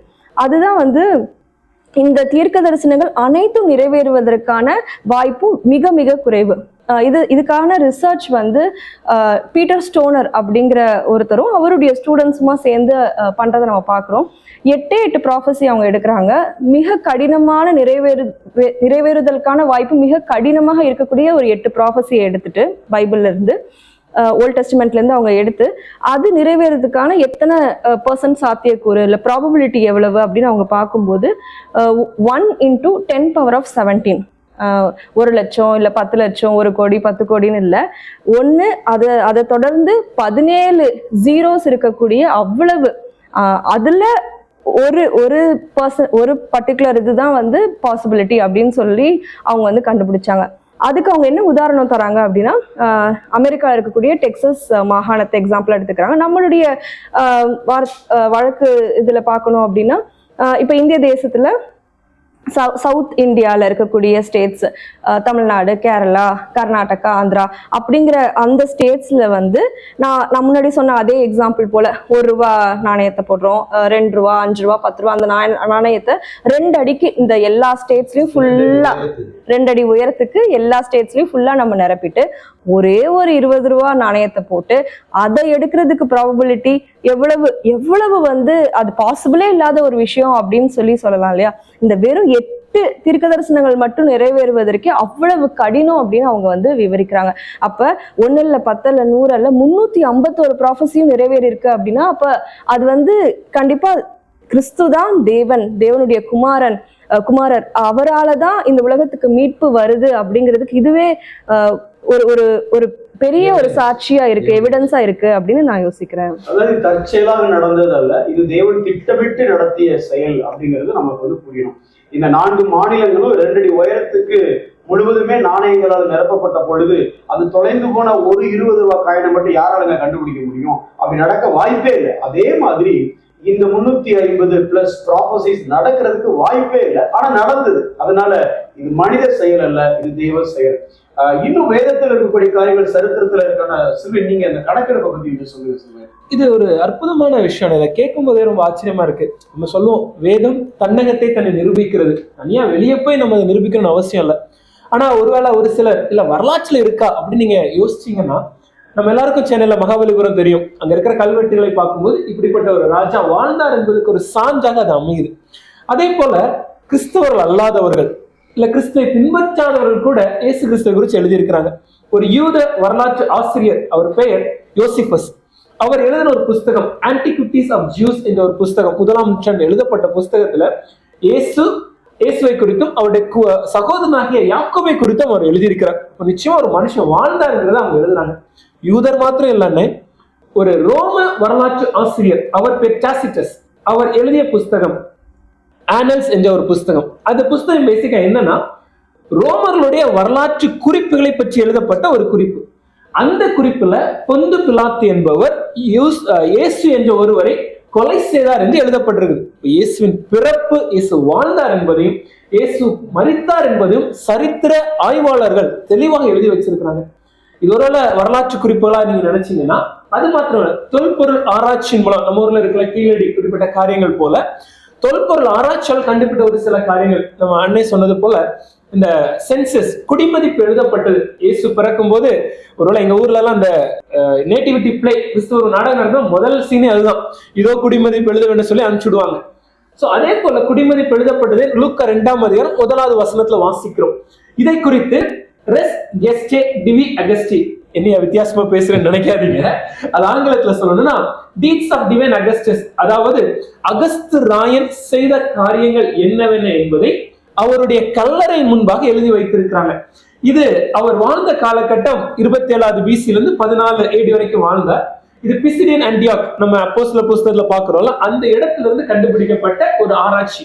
இது இப்போ எங்க இருக்குன்னா, ஒருவேளை உங்களுக்கு ஒரு வாய்ப்பு கிடைச்சு நீங்க ஒருவேளை இத்தாலிக்கு செல்ல வாய்ப்பு இருந்ததுன்னா, ரோம் நகரத்தில் இருக்கக்கூடிய ஒரு அருங்காட்சியகம், அதோடைய பேர் அராபாசிஸ் என்ற அருங்காட்சியகத்துல இன்றைக்கும் இருக்கிறது. இந்த அகஸ்திராயின் காலத்துல 3 முறை சென்சஸ் எடுத்தாங்கிறதுக்கான சாட்சி இன்னைக்கு நம்ம கண்ணு முன்னாடி இருக்கு. அது மாத்திரம் இல்ல, ஒருவேளை உங்களுக்கு ரோம் போக வாய்ப்பு இல்லை சார், நான் இங்கிலாந்துக்கு போறேன் அப்படின்னா, இங்கிலாந்துல இருக்கக்கூடிய பிரிட்டிஷ் மியூசியம்ல பாப்பிரஸ் என்று சொல்லுவாங்க, காகித நாணல்கள். இப்போ நம்ம பேப்பர்ல எழுதுறோம், அப்ப இந்த காகித சுருள் சொல்லுவாங்கல்ல, பாப்பிரஸ் என்ற காகித நாணல் கண்டுபிடிக்கப்பட்டிருக்கு. பாப்பிரஸ் 904 904 என்று எண்ணப்படுகிற அந்த இலக்கில் இருக்கக்கூடிய அந்த பாப்பிரஸ்ல குடிமதிப்பு எழுத அவரவர் சொந்த ஊருக்கு செல்ல வேண்டும் என்ற கட்டளை எழுதப்பட்டதுக்கான சாட்சி இன்றைக்கு நம்ம கண்ணு முன்னாடி இருக்கு. இங்கிலாந்து மாத்திரம் இல்ல, எகிப்து தேசத்துல ஆக்சின் கிரஸ் என்கிற இடத்துல, இன்னைக்கு அதோட பேர் அல் பகன்சா என்கிற இடம், அந்த இடத்துல கண்டுபிடிக்கப்பட்ட காகித சுருள் 255 இதே காரியத்தை பார்க்கலாம். இது மாத்திரம் இல்ல, அப்படி 2வது வசனத்துல பார்த்தோம்னா, சிரேனே தேசாதிபதியா இருக்கும் போது சீரிய தேசத்துல இந்த குடிமதிப்பு நடந்தது நம்ம வாசிக்கிறோம், லூக்கா 2:2. இதை குறிச்ச சாட்சி எங்க இருக்குன்னா, இது வரைக்கும் பாப்பிரஸ் பார்த்தோம், காகித சுருள் பார்த்தோம், இங்க ஒரு கல்வெட்டு இருக்கு, ஒரு இன்ஸ்கிரிப்ஷன் இருக்கு, 1ஆம் நூற்றாண்டு இன்ஸ்கிரிப்ஷன். அதோட பேர் லாப்பிஸ் வெனிச்சஸ். இன்றைய நாள்ல இருக்கக்கூடிய லெபனான் தேசத்துல பீருட் என்ற மாகாணத்துல கிடைக்குது. இது அந்த காலத்துல சீரியா பட்டணத்துல இருந்துச்சு. சோ அதுல ரொம்ப தெளிவா இருக்கு, சிரேனே என்பவர் செகண்டஸ் என்பவரிடம் இந்த குடிமதிப்பு எழுத வேண்டிய கட்டளையை கொடுத்து அதை நிறைவேற்றி முடித்தார். வரலாறுல ரொம்ப தெளிவாகவே இயேசு என்ற ஒரு மனிதர் வாழ்ந்தார் என்பதையும், இயேசு என்ற ஒரு மனிதர் மரித்தார் என்பதையும், அந்த நாள்ல அவர் பிறந்த போது நடந்த குடிமதிப்பை குறித்த சாட்சிகளும் தெளிவாக இருக்குது. நம்ம ஐயா சொல்லும் போது முதல்ல சொன்னாங்க, கண்ணீர் பிறப்பு எவ்வளவு முக்கியம் என்பது, அதுக்கான வரலாற்று குறிப்புகளை நம்ம இடத்துல இருக்கு. 3வது நூற்றாண்டை சேர்ந்த காகித நாணல்கள் சில கண்டுபிடிக்கப்பட்டிருக்கிறது. அது எங்க, எகிப்து தேசத்துல. அங்கு சபை தலைவர் இல்ல சபை வரலாற்று ஆசிரியர் ஒருவர், அவர் பெயர் இரேனியஸ் என்பவர். அவர் எழுதி வைத்திருக்கிற காரியம் இந்த கண்ணியின் பிறப்பு குறித்து சபை நம்பினது என்பதை அவர் எழுதி வைத்திருக்கிறார். இந்த சரித்திரங்கள் எல்லாம் பார்க்கும்போது ஒரு விஷயம் நமக்கு தெளிவாக தெரிகிறது, இயேசு கிறிஸ்து என்பவர் ஒருவர் பிறந்தார் என்பது ஒரு கட்டுக்கதையோ இல்ல ஏதோ ஒரு காலப்போக்கில் உருவான கதையோ அல்ல, அது சரித்திர உண்மை, ஆணித்தரமான உண்மை. சரித்திரத்தை நம்ம நம்பணும்னா ஐயா சொன்ன மாதிரி சரித்திரம் இயேசுவை உண்மையானவர் என்பதையும், அவர் உலகத்தில் அவதரித்தார் என்பதையும், நமக்காக மரித்தார் என்பதையும் ஆணித்தரமாக நிரூபிக்கிறத நம்ம பார்க்க முடியும். தேங்க்யூ செல்வன். ஒருவேளை இந்த நிகழ்ச்சியை நீங்க பார்த்துட்டு இருக்கக்கூடிய ஒருவேளை நீங்க கிறிஸ்தவங்களா இருக்கலாம், இல்ல புறஜாதியா இருக்கலாம்.